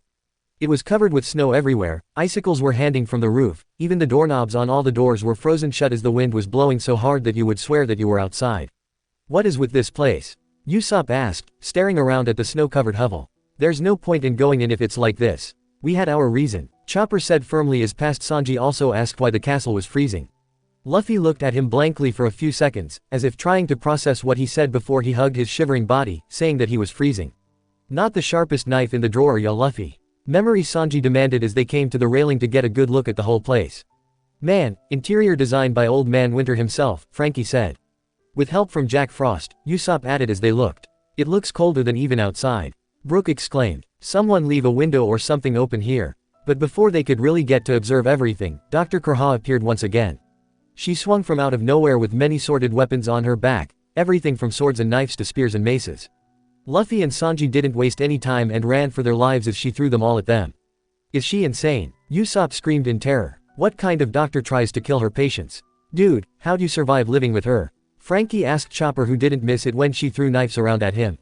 "She's almost 140 years old but she's still sharp as a switchblade," Robin proclaimed as they watched the two screaming as they ran, narrowly avoiding thing turned into human pincushions. "Come back here just a moment, boys," she screamed as they dodged the weapons. An axe almost beheading Luffy as she screamed for them to stop. "I don't know about you guys," Usopp cried as a spear went through his chest as he ran and he almost jumped out of his skin before he remembered that it couldn't hurt him. "But I sure wouldn't stop for her." "Nope," they all agreed. "You should rethink this idea of asking the old hag to join our crew." Past Sanji screamed at Luffy as more items went flying by. A real doctor doesn't chase her patients around a freaky snow-filled castle trying to kill them. The memory faded at that, and they all waited impatiently to see what was next. Most of them loved seeing part of the monster trio running scared from Dr. Kurha. The next memory appeared and it looked like they had been able to shake off the mad doctor as they headed to a large wooden doorway that was left wide open. "Why would you leave the front door open?" Usopp demanded Chopper. "It doesn't seem like it would take too much effort to remember to close the door when you get in." "It was for a good cause," Chopper said at once, not regretting it at all as past Sanji pointed out the door to Luffy and they went over to it, both of them hugging their bodies as they tried to keep warm and headed over to shut it. "Hey!" called a familiar voice from overhead them, and they looked up to see past Chopper standing on the balcony on the floor above them. "Stop it! Don't touch that door! Get away!" Memory, Sanji and Luffy both looked up at him in surprise as Usopp stated to their Chopper that just because he could stand the cold doesn't mean that everyone can. "Never mind him, let's close it," past Sanji told Luffy, and they moved back to the door. "Or we're gonna freeze to death." "That's a good point," Luffy agreed, but that only made the Memory Chopper furious. "Stop," he screamed out. "Didn't you hear what I said?" And when he shifted into his heavy point, he ripped off part of the railing as he screamed out, "Get back." "Chopper, what's wrong?" Nami asked in surprise, rarely seeing Chopper like this. Chopper didn't answer as he stared at his past self as he threw the railing at them. He knew the reason: he wasn't very social, and he wasn't sure of how else to talk to people without them either running scared or wanting to kill him. It was really all he knew before he joined the Straw Hats. Luffy freaked out and had to jump back to avoid getting hit with shrapnel. "What is with this guy?" he screamed out in shock. "What's the hell is he so angry about?" Memory Chopper panted angrily at them, practically acting like an angry bull as he glared down at them. Current Chopper stared at himself. Was that really him? He seemed so different here. He wasn't sure if he liked it. Suddenly, past Sanji told Luffy to come over as he stared up at the door. Luffy and the other Straw Hats looked up to see what Sanji was looking at, and they saw a nest of baby birds chirping loudly on the top of the door. "Those are snowbirds," Robin whispered, her eyes lighting up slightly as she looked at them. "Ah," Nami cooed, looking at the baby birds as past Sanji said to Luffy, "It's a bunch of baby snowbirds. See, if we close the door, they'd fall." "So, that's the reason they're leaving it open," Luffy said in wonder. They stood there for a moment staring at the nest happily before they remembered that it was cold and went running back in to get out of the wind. While they had been distracted by the birds, they hadn't noticed that past Chopper had already left. But then Luffy paused for a moment. "Hold up a sec," he said quietly. "Yeah?" past Sanji asked from behind him and making him jump. "That weird reindeer guy, wasn't he speaking earlier?" Luffy asked him slowly as Sanji's eyes widened at that as he realized that he was right. "You mean you just noticed?" Zoro asked, looking over at Sanji, who glared back. "Now that you mentioned it, I remember seeing him walking on two legs too," his past self said. They stood there frozen for a moment before they screamed out, "He's a monster." Nami hit Sanji over the head. "Like you're one to talk. Give me a break. A lot happened here. I wanted to cook him when I first met him. I didn't really care about all that till I realized that he could talk and do all that," he moaned out, nursing the swollen lump on his head. "Hey," Chopper yelled out. "What? We didn't eat you in the end, did we?" Sanji asked him irritably. "Okay, let's get this straight," Luffy exclaimed, looking really freaked out. "He walks upright and talks." "But not human," past Sanji added. "Has fur," Luffy listed. "He's little," Memory Sanji piped up. "And becomes big," Luffy finished before they looked to each other. Clearly a monster. But the freaked out expression on Luffy's face changed at once to alarm to excitement. "What a cool guy. I bet he's really interesting." Luffy suddenly screamed out eagerly, and Chopper felt a blush coming to his face. "Hey, wait, I know. He should join us." And at those words it was all over. They were now back among the thick trees, and Robin said, "So, he didn't even know that Chopper was a doctor when he wanted him to join." "Nope," Nami agreed. "Luffy does not seem to mind if someone he wants to recruit has a profession or not. Remember when he invited Usopp to join? It wasn't until he saw him at the cannon did he name him the sniper. And he also considers Vivi and Karu members, and I remember that he offered Gaiman, we told you about him didn't we? To join. And let's not forget the zombies from Thriller Bark," Zoro added. "He wanted zombies to join." Brook cried out. "He also asked you didn't he?" Sanji pointed out, "And you're hardly better off than them. My point is that when he wants people to join, it's not just because what they're best at," Nami added. "He really thought that Chopper was amazing and wanted him in the crew. That was all that he needed to know." Chopper gripped the edges of his hat as he turned a bright red. "What a jerk," he said, his face still red. The next memory was Luffy looking around the castle, clearly looking for Chopper, and when he went bursting through random rooms, calling out for the monster. He kept grinning the whole time until he finally found him after about 5 minutes of searching. Chopper, who had been looking through a microscope, was startled so much that he accidentally sent some of the equipment flying off. Panicking, him jumped up and caught them all. In the end he was forced to stand on one leg, while his arms, leg, and even his antlers were balancing the test tubes and bottles. It was such a way that one wrong move would cause him to fall and everything would break. "Fast reflexes, Chopper," Robin commented, and he told her to shut up, still fighting off his blush. "Whoa, amazing," Luffy said impressed. "You're a cool monster." Suddenly a wicked grin came over his face as he came forward. "But what happens when I do this?" And he did an evil thing by starting to tickle him. "Oh, that is a mean thing to do," Frankie said grinning. Past Chopper almost fell as yelled at Luffy to stop it, but Luffy kept tickling him as the reindeer fought hard to keep himself from laughing. Luffy had no such problems and was laughing loudly, tears in his eyes. That's funny. That seemed to make Chopper angry as he yelled out, "Shut up. Get out of here." But Luffy grinned as he came almost face to face with him. "Come on, let's you and me be friends. Please, I really do like you, you know." Current Chopper smiled. He knew right away that Luffy wasn't like any other human he ever met, but here was a first. He never once met someone who wanted to be his friend like that, to just come right out and ask. But past Chopper's limbs were shaking worse than ever as he stared at him. His expression holding nothing but shock as he croaked out, "You, like me. You're super cool, bro." Frankie laughed loudly. "Don't know why you sound so surprised. Would you all stop it?" Chopper said, not sure how else to respond to all the praise. Luffy nodded to what past Chopper said and added, "You'd make a great pirate." Zoro smiled. Well, that was true, but he didn't say that out loud as Chopper looked like he was about to explode from all the compliments. However, the past version of Chopper didn't seem to agree as he put most of the equipment down and backed away from him, holding onto a vial full of purple liquid. "Did you slip and hit your head on the ice or something?" he demanded hotly. "I don't want to be a pirate or your friend, see?" "Cold," Usopp whispered as Luffy came forward, telling him that he had to become his friend and that his crew would love him. "For dinner?" Robin asked and Chopper screamed at the thought. "That's what I would be thinking if someone tried to eat me," she added reasonably. But past Chopper just turned and ran. "Hey, wait," Luffy yelled as he gave chase. "Why would I wanna be friends with you? Are you making fun of me?" Memory Chopper yelled back, almost childishly as he ran down some stairs, slipping and bouncing down the rest of the way. He was forced to catch the vial with his feet as Luffy laughed when he saw how he landed on his head. "I think you're the funniest guy the first no. Oh yeah, we're gonna be great friends." Luffy decided firmly as Chopper put the vial down and the memory disappeared quickly. "Well, he was right about one thing, you two sure are great friends," Brook said. Chopper couldn't stop smiling. His heart was feeling lighter all the time as he watched. He loved watching all these memories, it was really a great feeling. In the next memory they were in some sort of storage with Luffy still calling out for the reindeer to come out. But he was distracted when he saw the plate of food there and he would naturally put his search on hold until he ate.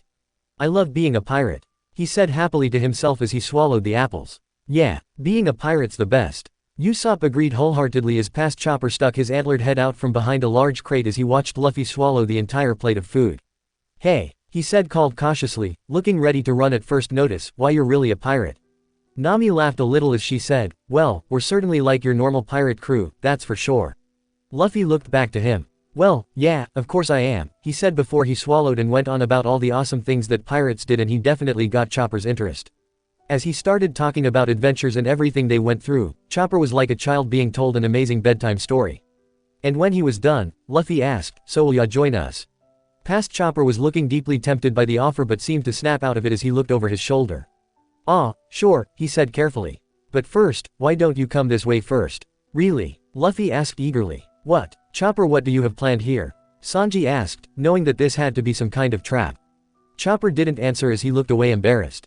"Well, I knew that he was hurt and I knew that he wasn't going to rest anytime soon so I tricked him here." "Well, that's nothing special," Zoro stated. "He gets tricked all the time." They saw what Chopper meant when he led Luffy to a random room with bars on a little window and locked the door behind him. "Hey," Luffy yelled, shaking the bars, "what's the big idea?" "I can't believe he walked right into something like that," Usopp said, looking ready to fall over here. "I can't," Sanji said and the rest of the crew nodded in agreement.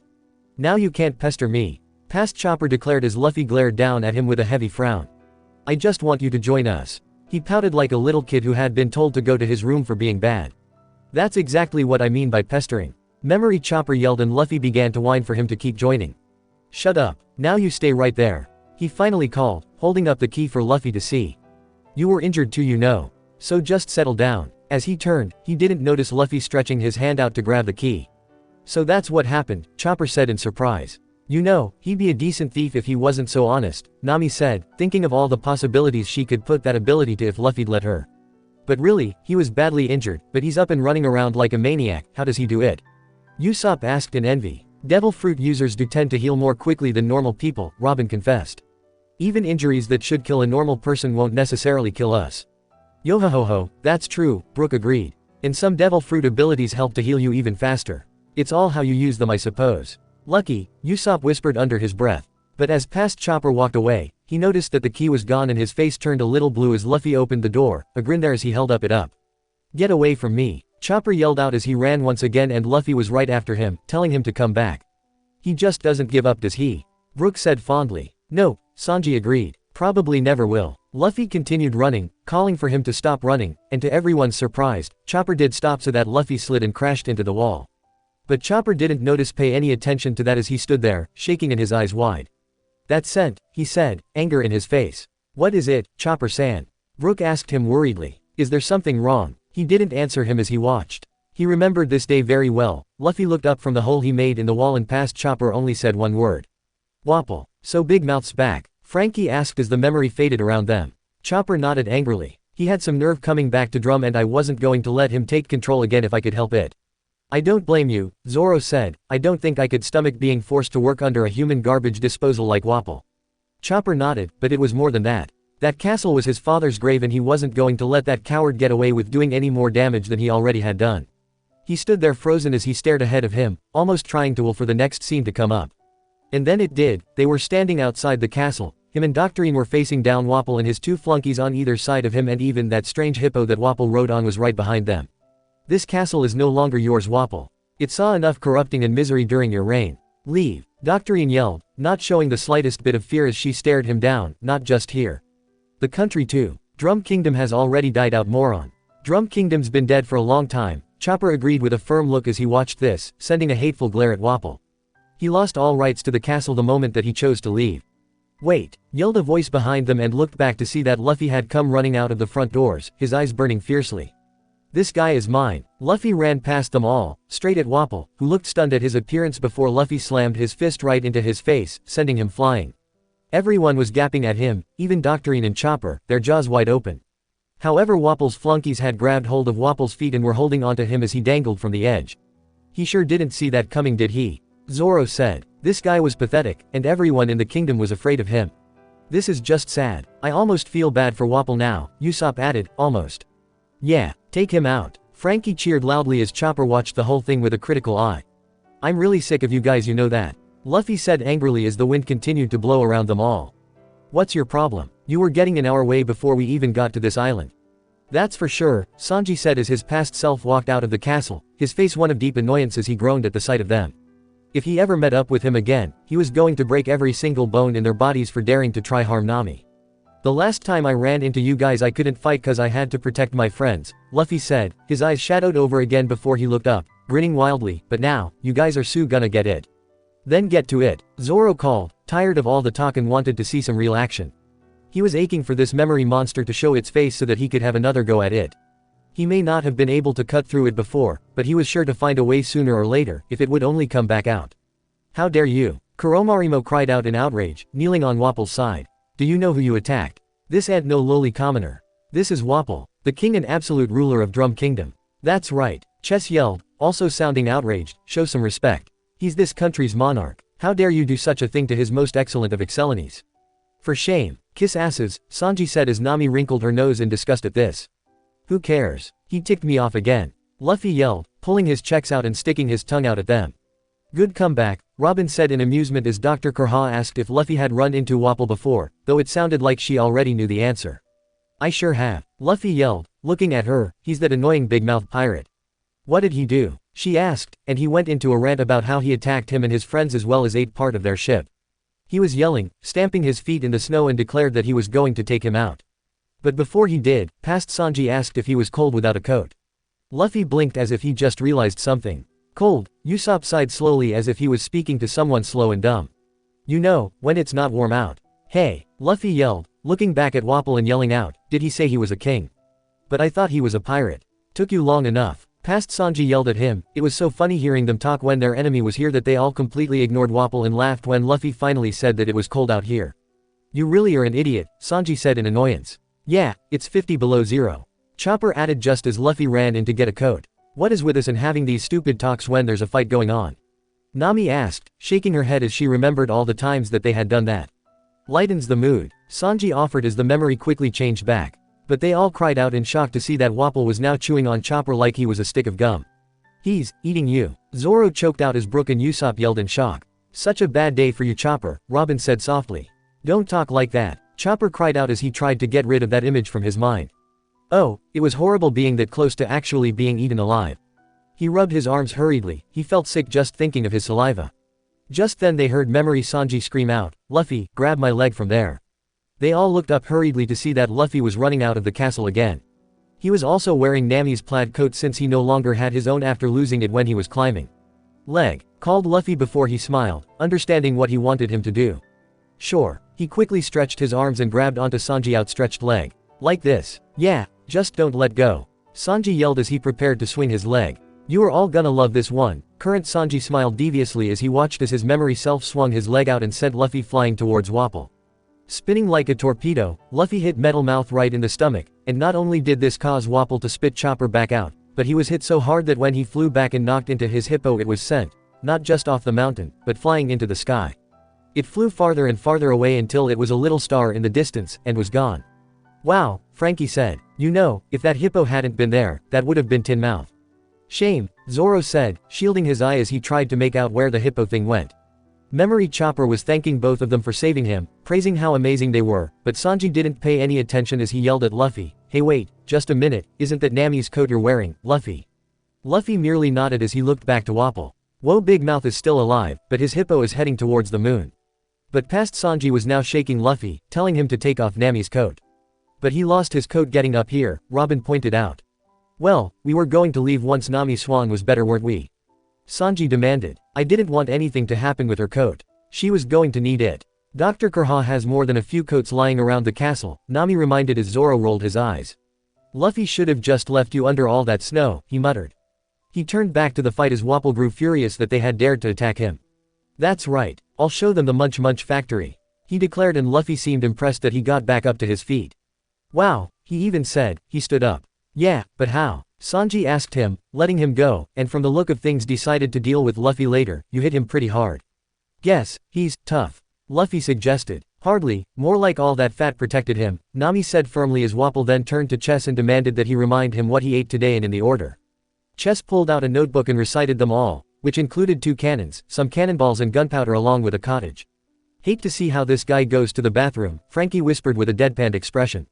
And you thought I ate a lot, Luffy said to past Sanji. You do, Sanji reminded him, but this guy's a bigger pig than you. I didn't think that was possible either, current Sanji added as Wapol slowly began to transform. Wapol transformed into a house complete with doors, chimney, and windows included. He also transforms his arms into cannons, and a large door in his stomach. What is that? Brook asked, and they all looked at him with different degrees of disbelief. A house, he's a house, Usopp said carefully. Really? Nami asked carefully. She knew that the Paramesha Devil Fruit users came up with the craziest moves, but this was just stupid. But then, once he was an overgrown house, he turned and swallowed his 2 henchmen. He's eating them, Brook screamed out horrified. Of course he is, current Sanji admitted as his past self also freaked out at seeing it. Eating is all this guy knows how to do. That's so mean, Luffy yelled. Wapol moved around awkwardly for a moment, as if doing some kind of dance, with steam coming out of the cannons and chimney on his head. But then the large door on Wapol's stomach opened up and stepped out a new creature. Now, they had been expect to see something like a horrible monster, but instead.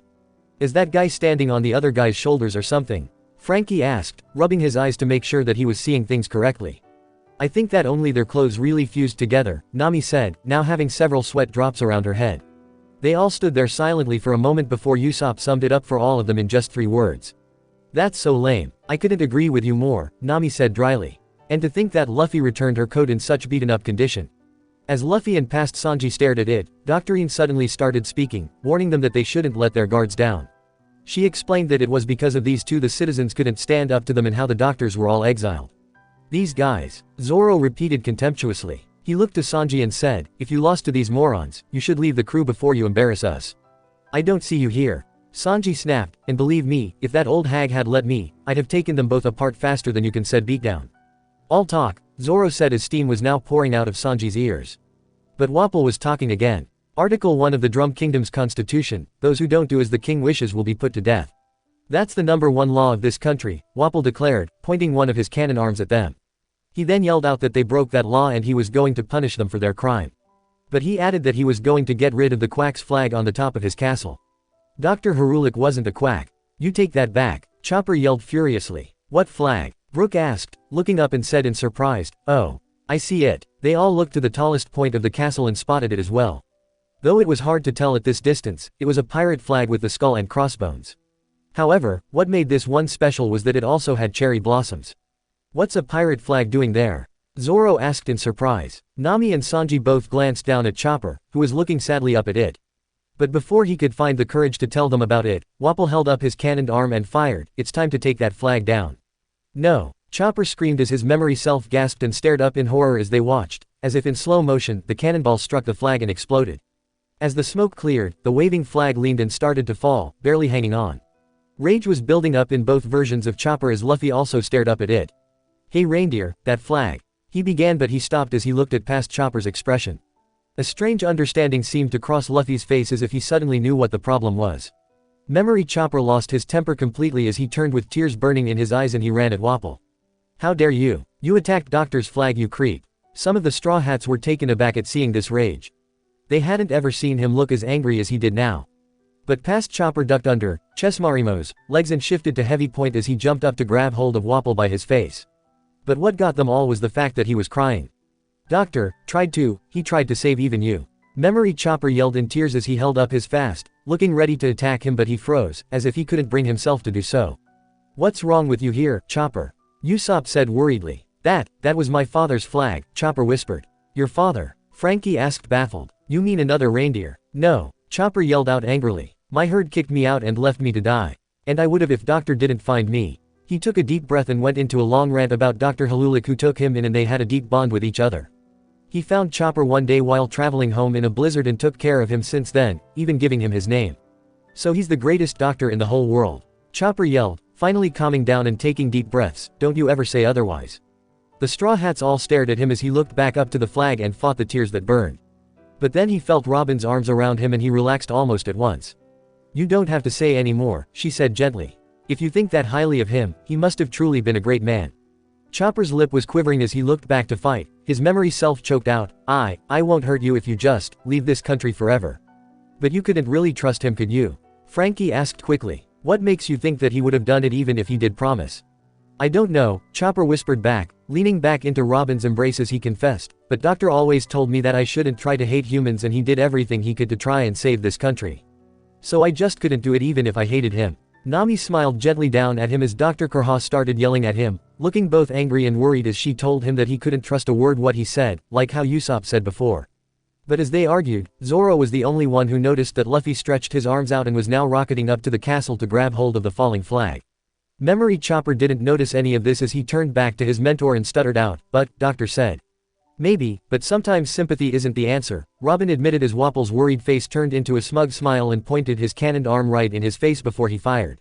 Chopper. Most of the Straw Hats, and Doctorine, all yelled out worriedly as Chopper slowly fell back. His eyes rolled into the back of his head, blood falling from his face and his fur burned. That was dirty. Usopp yelled furiously, looking like he wanted to have a go at Wapol here, but just then. Hey, big mouth. That got everyone's attention as they stared up. Luffy was standing on the top of the tower. He had ripped off one of his sleeves and used it to tie the flag back up. Now what's he doing? Frankie asked. Something reckless and crazy, Sanji smirked as Chopper finally moved his head out of Robin's arms to get a good look. Nami fought the urge to say something when she saw what he had done to her coat, but decided that now wasn't the time for it as Wapol called up furiously at him. But Luffy wasn't fazed. You guys weren't real pirates. You were just fake ones, weren't you? He screamed back down at him angrily. That's why you don't know what flying a pirate flag means. 'Cause you were just a bunch of fakes who didn't risk your lives.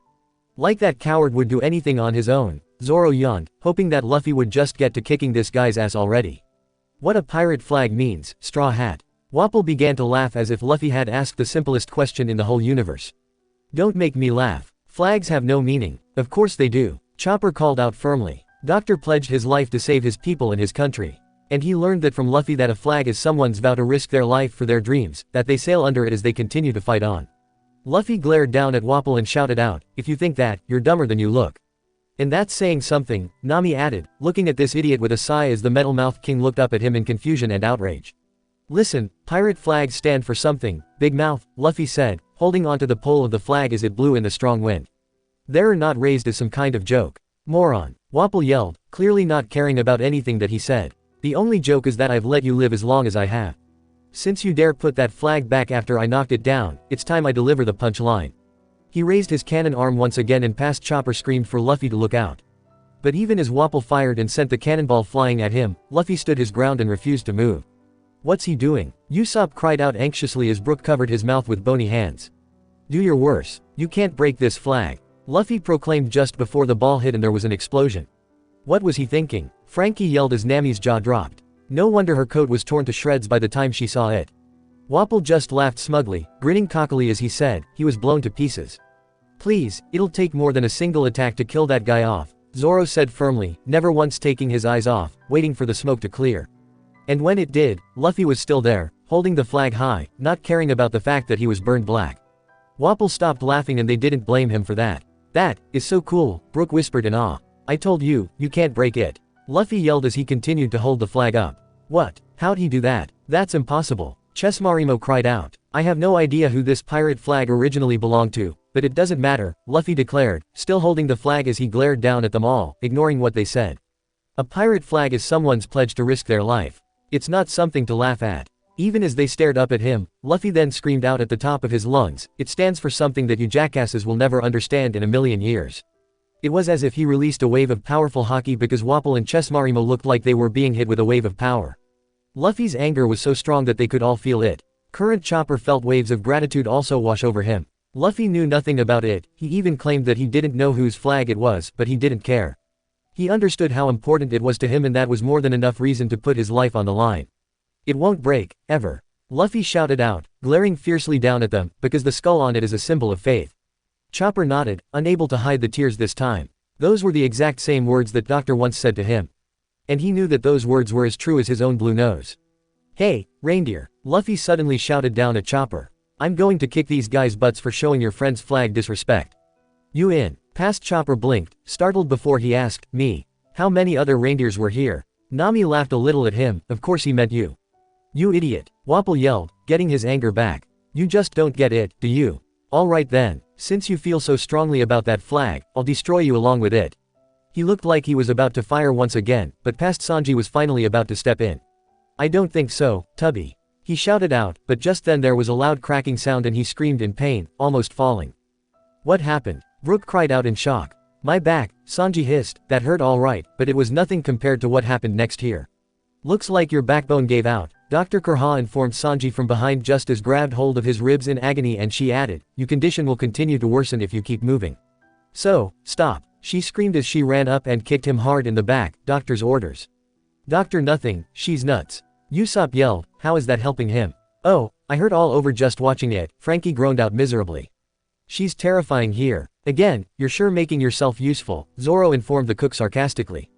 It's not my fault the old hag wouldn't let me up and fight. He yelled at him, his face going red at seeing how pathetic he was here. Wapol however was laughing at seeing Sanji now screaming in pain as Dr. Kurha dug her heel into his back.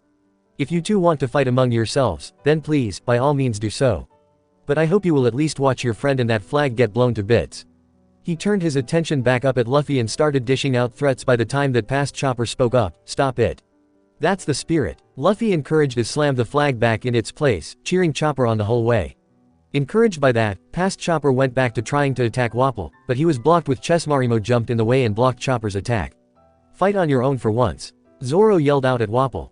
Dr. Kurha watched, still having a foot on Sanji's back, would you look at that? That little fur ball has more courage than a full-grown man. Present-day Chopper almost fell over from shock. He could count on one hand how many times that Doctorine had praised him, and he didn't even have fingers. He hid his eyes under his hat and fought back the smile of pride going through him as Chesmarimo laughed at his past self.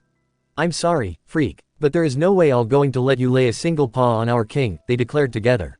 Why are they loyal to someone like him? Brook demanded, after everything. Small fries who like to hang out with the big shot, Zoro answered with a shrug.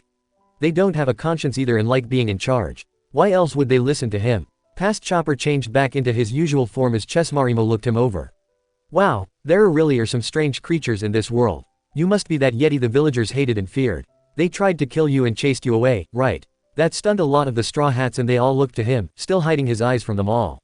Chopper, Robin asked him gently and he sighed. Yeah, he admitted. After I was kicked out of my herd, I thought that I could try living with people, but I don't look like any other human out there, and they thought I was some kind of snow monster and chased me away when I went to the village one day. Chopper-san, Brook whispered softly. I didn't understand what I did wrong, Chopper said quietly. I wasn't human, but not a reindeer either, I'm not either but something in between. That was all I knew. Not long after that, Dr. Harulik found me and took me in. He died trying to save this country, and when he did, Doctorine took me in after that. They all looked at him as he rubbed his eyes harshly on his arm. I get now why you didn't trust anyone at first, Robin said, remembering his reluctance to join the crew no matter what Luffy said. But she could understand perfectly, all the children from Ohara were terrified of her as well. The only difference is that they threw rotten food at her at the worst and she had the archaeologists to help her through it, but all Chopper had was one person at the most. It must have been very hard for him. Chessmarimo went on to try and mock past Chopper, reminding him that he lived alone and that he was a monster that everyone wanted to kill. But he couldn't understand why he was trying to save this country and that had to be the stupidest thing that they ever heard of. What an ass, Sanji stated, and they all nodded in agreement. And don't believe a single thing they say, Chopper, Usopp said firmly. I mean, look at them. If there's anyone here who should be called a monster, it's them. I know, Chopper said softly as he looked back up to Luffy as he began to stretch out, getting ready to fly back down. Shut up, Memory, Chopper yelled at Chessmarimo. Even if I don't have friends, I can still fight for something I believe in. And as long as the flag flies, I will. Well said, bro, Frankie yelled out. However, hey, that's not true. Luffy's voice called, and once again, they all looked up to him just as he let go and went hurtling down at them. You do have friends. I'm your friend, Reindeer. Me. Memory. Chopper seemed too stunned to speak, his eyes wide in amazement as Luffy fell towards them. Wapol screamed in fear as he hit the ground and knocked him and his freaky fused henchmen right on their asses. Well said, Nami said, nodding as past Chopper screamed in worry for him. But when the snow cleared, he was kneeling in the snow, perfectly unharmed. You should be flat as a pancake. Past Chopper yelled in a stunned voice. Yeah, but I'm fine cause I'm made of rubber, Luffy explained, still grinning. Rubber, Chopper repeated in shock. I guess I should have known by that point, current Chopper commented as he watched Luffy pointing to the fused freak and asking his past self if he minded dealing with them. I knew there was something different about him, but I didn't think it was because he had a rubber body. That one over there, Chopper repeated, glaring at Chessmarimo, piece of cake. Good, while you're doing that, Luffy said, looking to Wapol, who had just gotten back to his feet with a loud clunking sound. I'll deal with this one.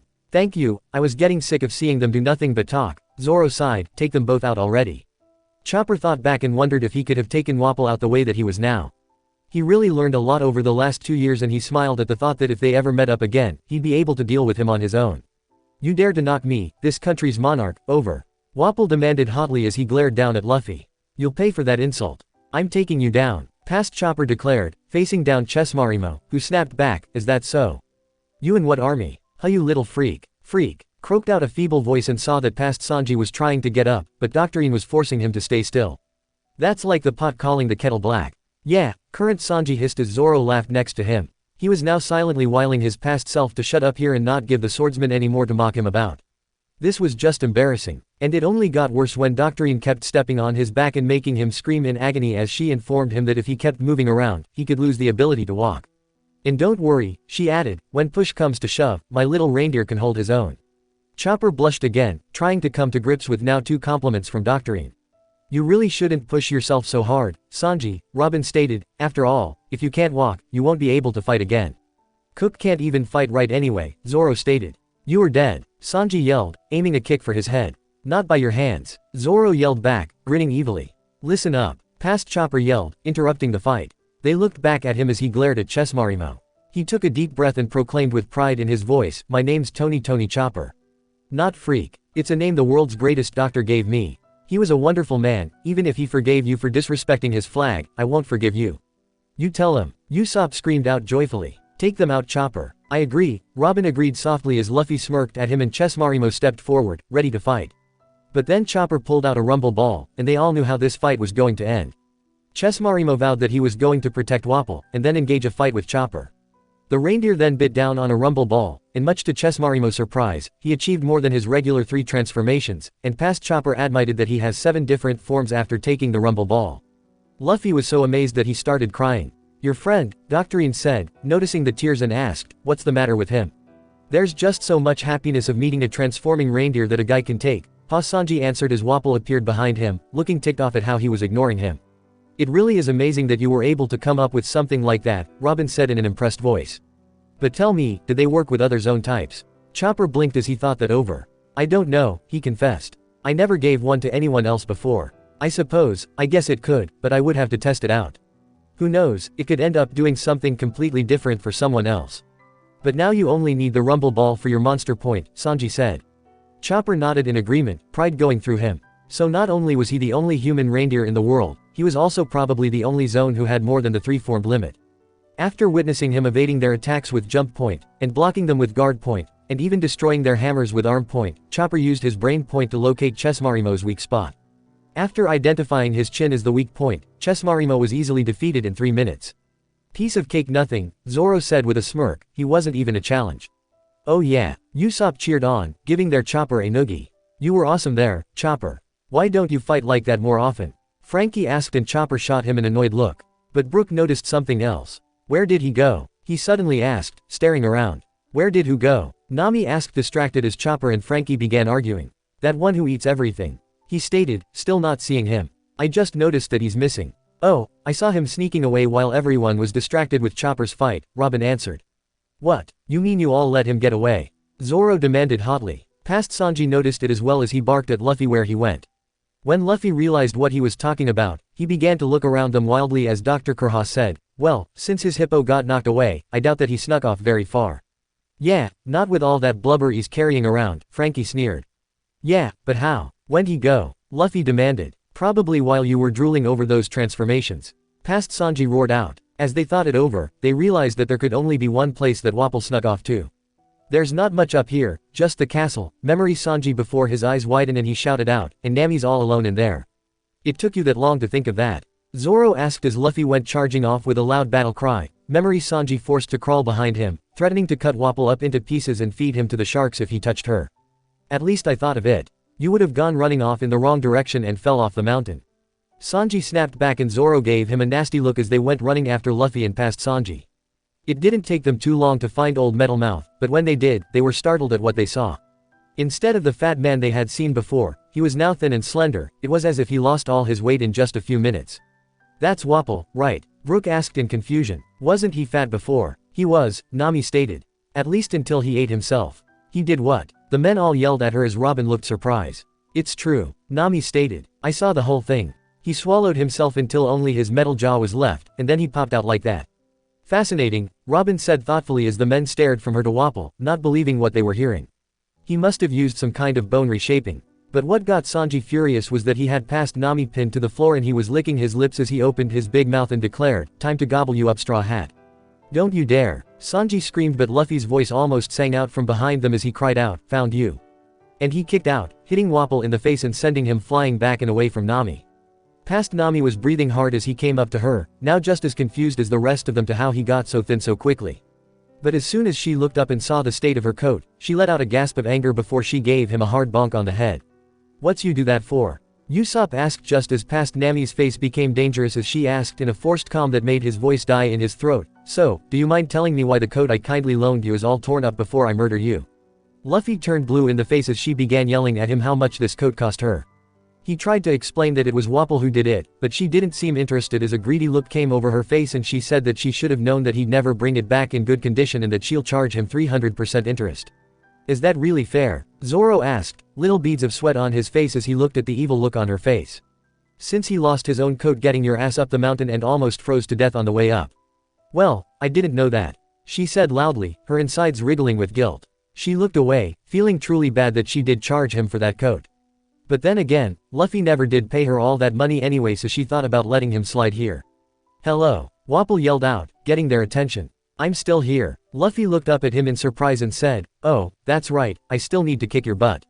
Nice change of subject pal, Usopp whispered, shooting Nami a nervous look out of the corner of his eyes. That woman will bleed you dry if you let her. Wapol was now standing in front of a door he declared was the room to the arsenal and that all he had to do was devour all of the weapons in there and he'd finish them all off. But as soon as he reached for the key, he noticed that it was gone and then he went running off with Luffy right on his heels. Well, that was anticlimactic, Robin stated. What happened to the key? Chopper asked, remembering that Doctrine had hold of it just before he left home. Oh, I stole it when he pinned me down, Nami said causally. And I was able to negotiate a deal with Doctrine so we didn't have to pay her doctor bill. Oh, so that's why she let you go for free, Chopper said thinking it all over. She normally charges 50%. Wait, 50%? Of what? Half of what a person owns. Usopp asked quickly. Wow, she sure doesn't show mercy does she? Frankie whispered. But then again, he happened to notice that while watching her beat up Sanji. She's not the type of person to take pity on someone even when they're sick, Chopper said, rubbing the back of his head. And I'm glad that I took it, Nami sighed. She wanted all the treasure and supplies on our ship as payment. It would have been very difficult to sail without supplies, Robin stated as they calmly followed after Wapol again with Luffy to the upper levels and through the snow-filled castle. The upper levels were even colder than the lower ones, with snow up to their knees as Luffy went hunting around looking for Big Mouth. He finally found him in one of the towers, found with a giant Gatling gun with a hippo head decorating the cannon head that he was about to fire at him. Convinced that victory was finally his, Wapol pulled the lever, laughing as he did so. They all froze, waiting to see what happened, but just as the cannon began to fire up, it suddenly died out. A little of steam snaked out into the cold air just seemed to add insult to injury as Wapol stared at it with a stupefied expression. He just seems to have rotten luck here, Zoro said. It's almost as if fate's laughing at him, Brook whispered. Serves him right, Chopper said grimly to himself. Even as Wapol pulled the level again and again, nothing happened as Luffy looked on, as if wondering if this was a joke or something. And they noticed why the gun wasn't working right. There was chirping going on inside the cannon's barrels and they spotted another family of snowbirds there, the mother and her chicks. Ah, Nami cooed again when she saw them. Yes, these guys could make much better use of this weapon than someone like Wapol. So that's why, Frankie laughed. They moved right in and probably did something inside it so that it wouldn't fire. All this snow can't be doing it any good either. It's just not his day, Nami said smugly as Luffy smiled at the little birds before he began laughing at Wapol, the Straw Hats all joining in as well. He seemed so much more dangerous before, Chopper whispered, shaking his head. He supposed that to normal people he would be dangerous, but when he was fighting against someone who wasn't afraid of him, and on his own, he was nothing but a scared little man who didn't have the guts to fight without some kind of weapon. It was like Luffy was fighting Krieg again, only at least Krieg was able to give Luffy more of a fight than this. Stop it, how dare you laugh at me? Wapol yelled, sounding like a little kid who was being laughed at. Now embarrassed, Wapol resorted to yelling at the birds as they chirped at him. Shut up, you dare mock me too. Stupid bird, I'm the king of drum. Is he yelling at a bird? Usopp asked, sweat dropping once again. Yep, Zoro confirmed. Maybe the strain of fighting took a toll on his mind. Robin offered as Wapol opened his mouth to try and eat the mother bird. Thankfully, Luffy stopped him by stretching his hand out and grabbing his mouth. Yeah, so what? He demanded, still grinning. It doesn't matter if you're a king, or even if you're a god. It doesn't matter if you're someone who's great, or someone who's not so great. He grinned even wider, I'm still going to kick your lousy butt. Couldn't have said it better myself, Brook said, nodding firmly. I sure hope that he stayed gone for good, Chopper said firmly, not noticing the knowing smile on Robin's face as if she knew something that he didn't know. Please, I'd love a chance to fight a god, Zoro said, remembering Eneru with distaste. Wapol just chucked darkly to himself, not caring if his mouth was being restrained as he said, it does matter, Straw Hat. Drum Kingdom is a member of the world government. Don't you know what that means? It means this is a capital offense because I'm the king. How can you be the king if the kingdom is already dead? Robin asked herself calmly as Luffy only grinned even further, as he stated, like I said, Big Mouth, it doesn't matter. King or no king, I'm taking you down. Wapol seemed to realize that Luffy wasn't bluffing here as he started to panic, but then he grinned evilly as he asked, oh really? Not if I take you down first. He then forced his mouth open, Luffy's fingers stretching out like a web to keep Wapol from trying to eat him like on the ship. That won't work. Luffy laughed as Wapol tried to free himself. But this will. Munch munch tongue cannon. Wapol shouted out, and he wasn't kidding around here. His tongue really did turn into an actual cannon and was pointing directly at Luffy's face. Startled, Luffy jumped back just as the blast went off. Don't get too cocky here, Captain, Zoro muttered in warning. There was nothing more humiliating than being shown up by an idiot. That idiot, he let his guard down. Wapol laughed loudly, not noticing Luffy had appeared behind him and grabbed hold of his shoulders. Well, looks who's talking, Luffy stated and Wapol screamed in terror when he realized that he wasn't dead. Jumping up, Luffy began to spin around rapidly, and they could tell that this fight was almost over. Gum gum blowgun, Luffy shouted as he sent Wapol crashing right up to the ceiling and through the roof. The memory shifted slightly so that they were outside, Luffy crawling up the tall turret that Wapol was trapped in. Oh, I get it now, Zoro said, remembering seeing Wapol flying off by the time that they got to the castle. So this is how he was sent off. Oh, that's got to be painful, Frankie said, pointing so that they couldn't miss seeing the pirate flag flapping in the wind. Luffy jumped up, right into Wapol's face and he screamed fearfully when he saw him, tears in his eyes as Luffy said, I told you not to mess with that flag. Now I'm finally gonna kick your butt. Chopper smiled, glad that he got to see this up close this time. This is for the doctor and all the other doctors that Wapol hurt over the years. Luffy was stretching his arms miles out, even as Wapol pleaded for mercy, giving him offers of status and even offering him to be vice king. Luffy had enough and sent him flying off with Gum Gum Bazooka to the face, gone, far off into the distance and out of sight. Back in the warm forest, Chopper fell back into the soft grass as he stared up at the stars he could see through the tree branches. So Drum Kingdom was ultimately defeated by the Skull and Crossbones, Robin said softly. A fitting end, Zoro said, smiling at Chopper who could hardly had the rush of emotions welling up inside him, feeling close to bursting. But suddenly, the images came back and they were back outside the castle. Luffy, Zoro and Usopp were all standing there, pulling themselves out of the snow. Where did you all come from? Frankie said in surprise. Once Dalton was back on his feet, we took the ropeway here, remember? Zoro answered. Luffy jumped down from the castle and tried to attack us. Why would he do that? Brook said in surprise. Zoro stole a coat from one of Wapple's men and he thought that he was some of his guards, Usopp answered as Luffy began speaking about how impressed he was that they climbed up here, but Vivi, who just came up from some stairs, explained about the rope car before she asked how Nami and Sanji were. Once he reassured them that they were all right, a look of relief came over her face as Zoro asked him what he was doing on the top of the castle. Beating the crap out of that king, he answered coolly as Dalton was heaving himself up the stairs and into the cold air. He looked a real mess. He was deathly pale, and blood was dripping from his mouth, and as he held onto his chest, they could see more blood seeping through. Is he all right? Brook asked in concern. Trust me, he looks a lot better now than he did before, Usopp told him. Oh, okay, past Zoro said, looking as if he couldn't care less about the answer as Dalton looked up in amazement.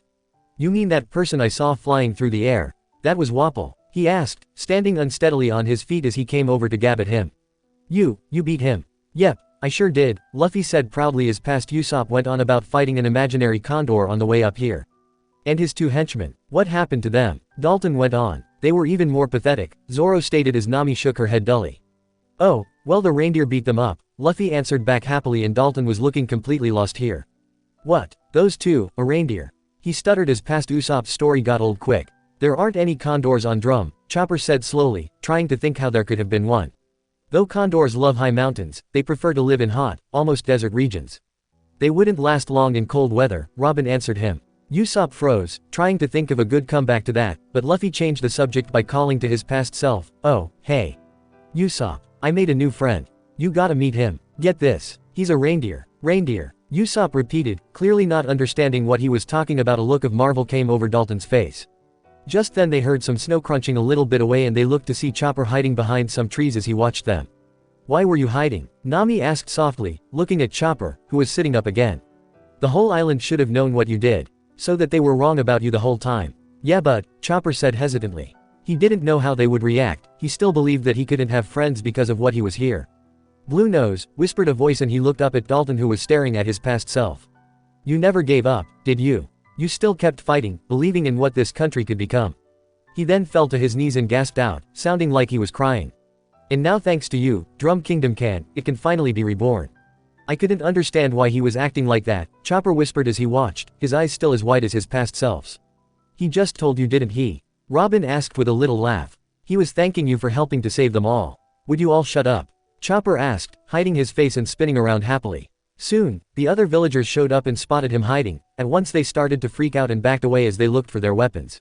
Dalton tried to stop them, telling them not to shoot as past Usopp freaked out and screamed out that he was a Yeti, and that someone should shoot him. I can't believe you said that. Nami yelled, hitting their Usopp over the head. How was I supposed to know? Usopp yelled at her before he looked to Chopper and added, sorry, Chopper. Chopper only smiled back. It's okay. I get why you freaked out. But his past self didn't. He turned and began crying as he ran away. Luffy got angry and hit memory Usopp over his head. Jerkface. He's not a Yeti, you idiot. He's my new friend. That thing's your friend. He screamed back in shock. You guys scared him so bad he ran away. Luffy yelled as he went running after him, I'll bring him back so that you can meet him, you jerks. He then yelled out, come back reindeer. I wanna introduce you to my friends. When does he start calling you by your name? Frankie asked as the memory faded. Right after we had a party on the Mary, Chopper laughed, feeling like dancing. He didn't know why but he was suddenly so happy. The crew all smiled at him laughing and he was jumping around, wanting to see more. By the time the next recollection appeared, they were still outside the castle but it was night and the snow was falling in thick. Heavy flakes in the snow sparkled from the full moon, that was illuminating the doctor's flag at the top of the castle. Usopp was busy building a snowman as Zoro watched Luffy walking around, still calling out for Chopper. You mean he was still looking for you? It had to have been several hours since you went running off, Brook asked. He doesn't give up easy, Zoro commented. I thought you'd have learned that by now. Let's be pirates together. Luffy continued to shout. Come be a pirate with us, okay reindeer guy. Come on, Luffy, memory Usopp said tiredly, holding the snowman's head in his hands. Why don't you just give it up? We've been tracking him forever and he still hasn't shown up. He's not interested in becoming a pirate, Zoro stated patiently, you're just gonna have to accept that. Luffy turned to give them a hard look. No, he said stubbornly, that's not true. I want the reindeer to be a pirate with us. Of course that's his logic, Nami stated. He wants it, and he usually gets it. Just because you want something doesn't mean it's gonna happen. Past Zoro yelled, losing his patience. Luffy ignored him as he went back to calling for Chopper, and he probably would have kept looking all night if that's what it took. Chopper watched, his thoughts drifting around. He had really wanted to go with Luffy, but he supposed that he was just scared. He knew that he wasn't anything like them and he truly didn't believe that he could ever be one of them because he was a reindeer. But then, there was another crunch of snow behind them and they all looked up to see that Memory Chopper had finally come out and he had turned to face them just as Vivi and Memory Nami were dragging Sanji out of the castle, literally dragging him by his legs. He seemed to be out cold. Reindeer guy, Luffy exclaimed happily as memory versions of Zoro and Usopp both looked up, and this time Usopp didn't panic when he saw Chopper. Tony, past Nami exclaimed in surprise when she saw him standing there. Hey, you gonna come on our ship and be a pirate with us, K? Luffy asked excitedly and they all knew that even if he said no, he wasn't going to let it go. Past Chopper had his face down so that they couldn't see him and whispered that he couldn't. You really didn't want to come? Robin asked him gently, but she didn't seem surprised when he didn't answer her. She understood that this wasn't an easy decision to make, not only would be going out into a world he knew nothing about, but he would be leaving home for good. Sure you can reindeer. It's a whole lot of fun. Luffy insisted. That's not a very good argument. Past Usopp yelled at him. I can't, Memory Chopper whispered before he looked up and yelled out, I'm not a human, I'm a reindeer. I have antlers, and hooves, see. I even have a blue nose. He paused here for breath, it seemed as if he had been wanting to say all this for years. Present-day Nami looked at him sadly. She remembered when Doctorine told her Chopper's whole story. She could hear her words in her ears. Now that you heard his story, do you think you can heal the scars on his heart? There were some scars that ran too deep to ever be healed. Some that can't ever fully recover from, but in this case. Okay, maybe I do want to be a pirate, past Chopper cried out, but I can't ever be one of you. I'm not human, I'm a monster. I can't be your friend and I can't become a pirate on your ship, you see. I'm just here to say, thank you. He looked like he was about to cry as he finished up and looked directly at Luffy, I appreciate you asking me to join your ship. That was really nice, thank you. Luffy frowned at him, looking close to a pout as both past and present Straw Hats looked at him. Did you truly believe that, Chopper-san? Brook asked softly. I did, Chopper confessed. At least, I used to. Who told you that? Frankie demanded, punching his fists together. I'll take them all out for ya. Chopper laughed back. It doesn't matter anymore. It's okay. It worked out in the end. I'm going to stay here for now, Memory Chopper said, sounding like he was trying to convince himself that as he looked up with a forced smile. But, if you wanted to, you can stop by here again. But Luffy heard enough. Shut up. He suddenly shouted, let's go. He screamed out, punching the air and his hat being knocked off. It was here that past Chopper couldn't stop the tears as he burst out crying, and that was when the memory faded. You know, most people don't make friends by telling them to shut up, Sanji stated, lighting up another cigarette. Maybe, Chopper laughed again, but he didn't care. It was here that Luffy told him that he wanted him to come, that he didn't care what he was, only that they would take him as he was and that was alright. He wiped the happy tears away from his sore eyes. He and Luffy were both thought of as monsters, but Luffy embraced that thought, uses it as a way to protect everything. Chopper always wanted to be human because he wanted friends, but now that he had them, he wanted to be a monster that could protect them. He wanted to hug Luffy again once they got him back for teaching him that. The next memory was when they were all standing outside the castle again. It looked as if no time had passed since this one and the last one, only now Chopper was missing and they could hear screams of terror inside the castle. What's going on? Past Zoro asked, looking back to the castle. There's a lot of noise going on inside the castle. Oh, I remember this, current Zoro said, wishing that he could warn their past selves to get ready to run. How inconsiderate, Memory Nami stated, making all that noise while those two are trying to say goodbye. That's just downright rude. But they were the ones making all the noise, current Usopp pointed out to her in a whisper. What's going? Frankie began, but they saw what it was. Chopper was pulling a sleigh behind him and was being chased by Dr. Kurha, who was swinging around a heavy spiked ball, and looking like she was trying to kill him with an insane look on her face. You've got to be kidding me. Brooke screamed out. Is she trying to kill you? Frankie yelled. I'll never understand that woman. Nami sighed as past Chopper screamed at them to get in the sleigh and that they were going down the mountain. They jumped in just as Doctorine threw the spike ball, narrowly missing them as they jumped down onto the rope that connected them to the ground and rode on through the night sky, their silhouettes against the bright full moon, making them look as if they were flying. That was one heck of a way to say goodbye, Robin stated casually. Yeah, but there's a difference between that and trying to kill them. Usopp yelled at her. The memory faded in and out so suddenly it was as if hadn't changed at all. But the entire crew was now down the mountain, near the shoreline, and they could see the Drum Rockies in the far distance, so small that you never guess what a nightmare it was to climb. They were all just starting to get out of the sleigh, Memory Sanji having to lean a little on Usopp's shoulder, just as they could hear the sounds of miniature explosions in the distance. That was cannon fire. Frankie yelled out, thinking the worst, that Wapol came back and was now firing at everything. Yeah, but it's alright, Sanji said, smiling, looking forward to seeing this part again. The booms were coming from the castle and suddenly lights appeared so that they could all gasp. Oh, cool, Luffy said next to them in awe as they all stared at it. There, on the middle mountain, it looked like it had turned into the biggest cherry tree imaginable and pink blossoms fell like snow. Now that's one heck of a way to send someone off, Frankie yelled out, his shock turning to amazement. Remarkably beautiful, Robin whispered, smiling. The mountain was enshrouded by cherry blossoms. The entire sky was lit up and millions of petals were falling around them, drifting everywhere and turning the white around them into a brilliant shade of pink. Current Chopper cried one last time here. The doctor had always believed that no disease in the world that couldn't be cured. His dream was to melt the frozen hearts of the people here. And he believed that it did work. Even if he wasn't around to see it, Doctor's dream came true. He finished his research and here was the proof. He burst out crying along with his past self, truly believing that nothing was impossible. So that is why they chose that name, Robin whispered suddenly. What name, Robin? Nami asked, smiling as she stared at the falling petals like a child who had seen the first snowfall of the year. I found out about this place, Robin answered quietly. I was going to tell you before. But I wanted to wait until we finished here before I did. I found out that the Drum Kingdom had changed its name to Sakura Kingdom. Sakura, Brooke repeated, is just another way of saying cherry blossom, she answered with a little laugh. In fact, it has a Jolly Roger for its flag and there is a medical academy there and they're coming up with new cures and medicine all the time there.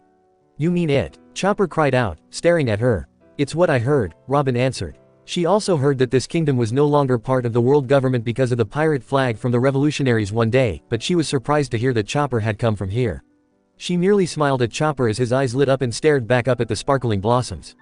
I'll have to come back here someday, he said softly. I can't wait to see that with my own eyes. Soon they were back on the Merry and sailing away from the island, the cherry blossoms still fluttering everywhere, making the whole thing seem more beautiful than ever.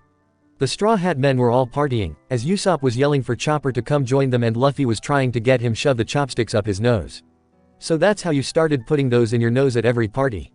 Brooke asked, yo-ho-ho-ho. Chopper was laughing too as Memory Sanji cheering out that, it's a great moonlit night and cherry blossoms are in the air, how can we not party?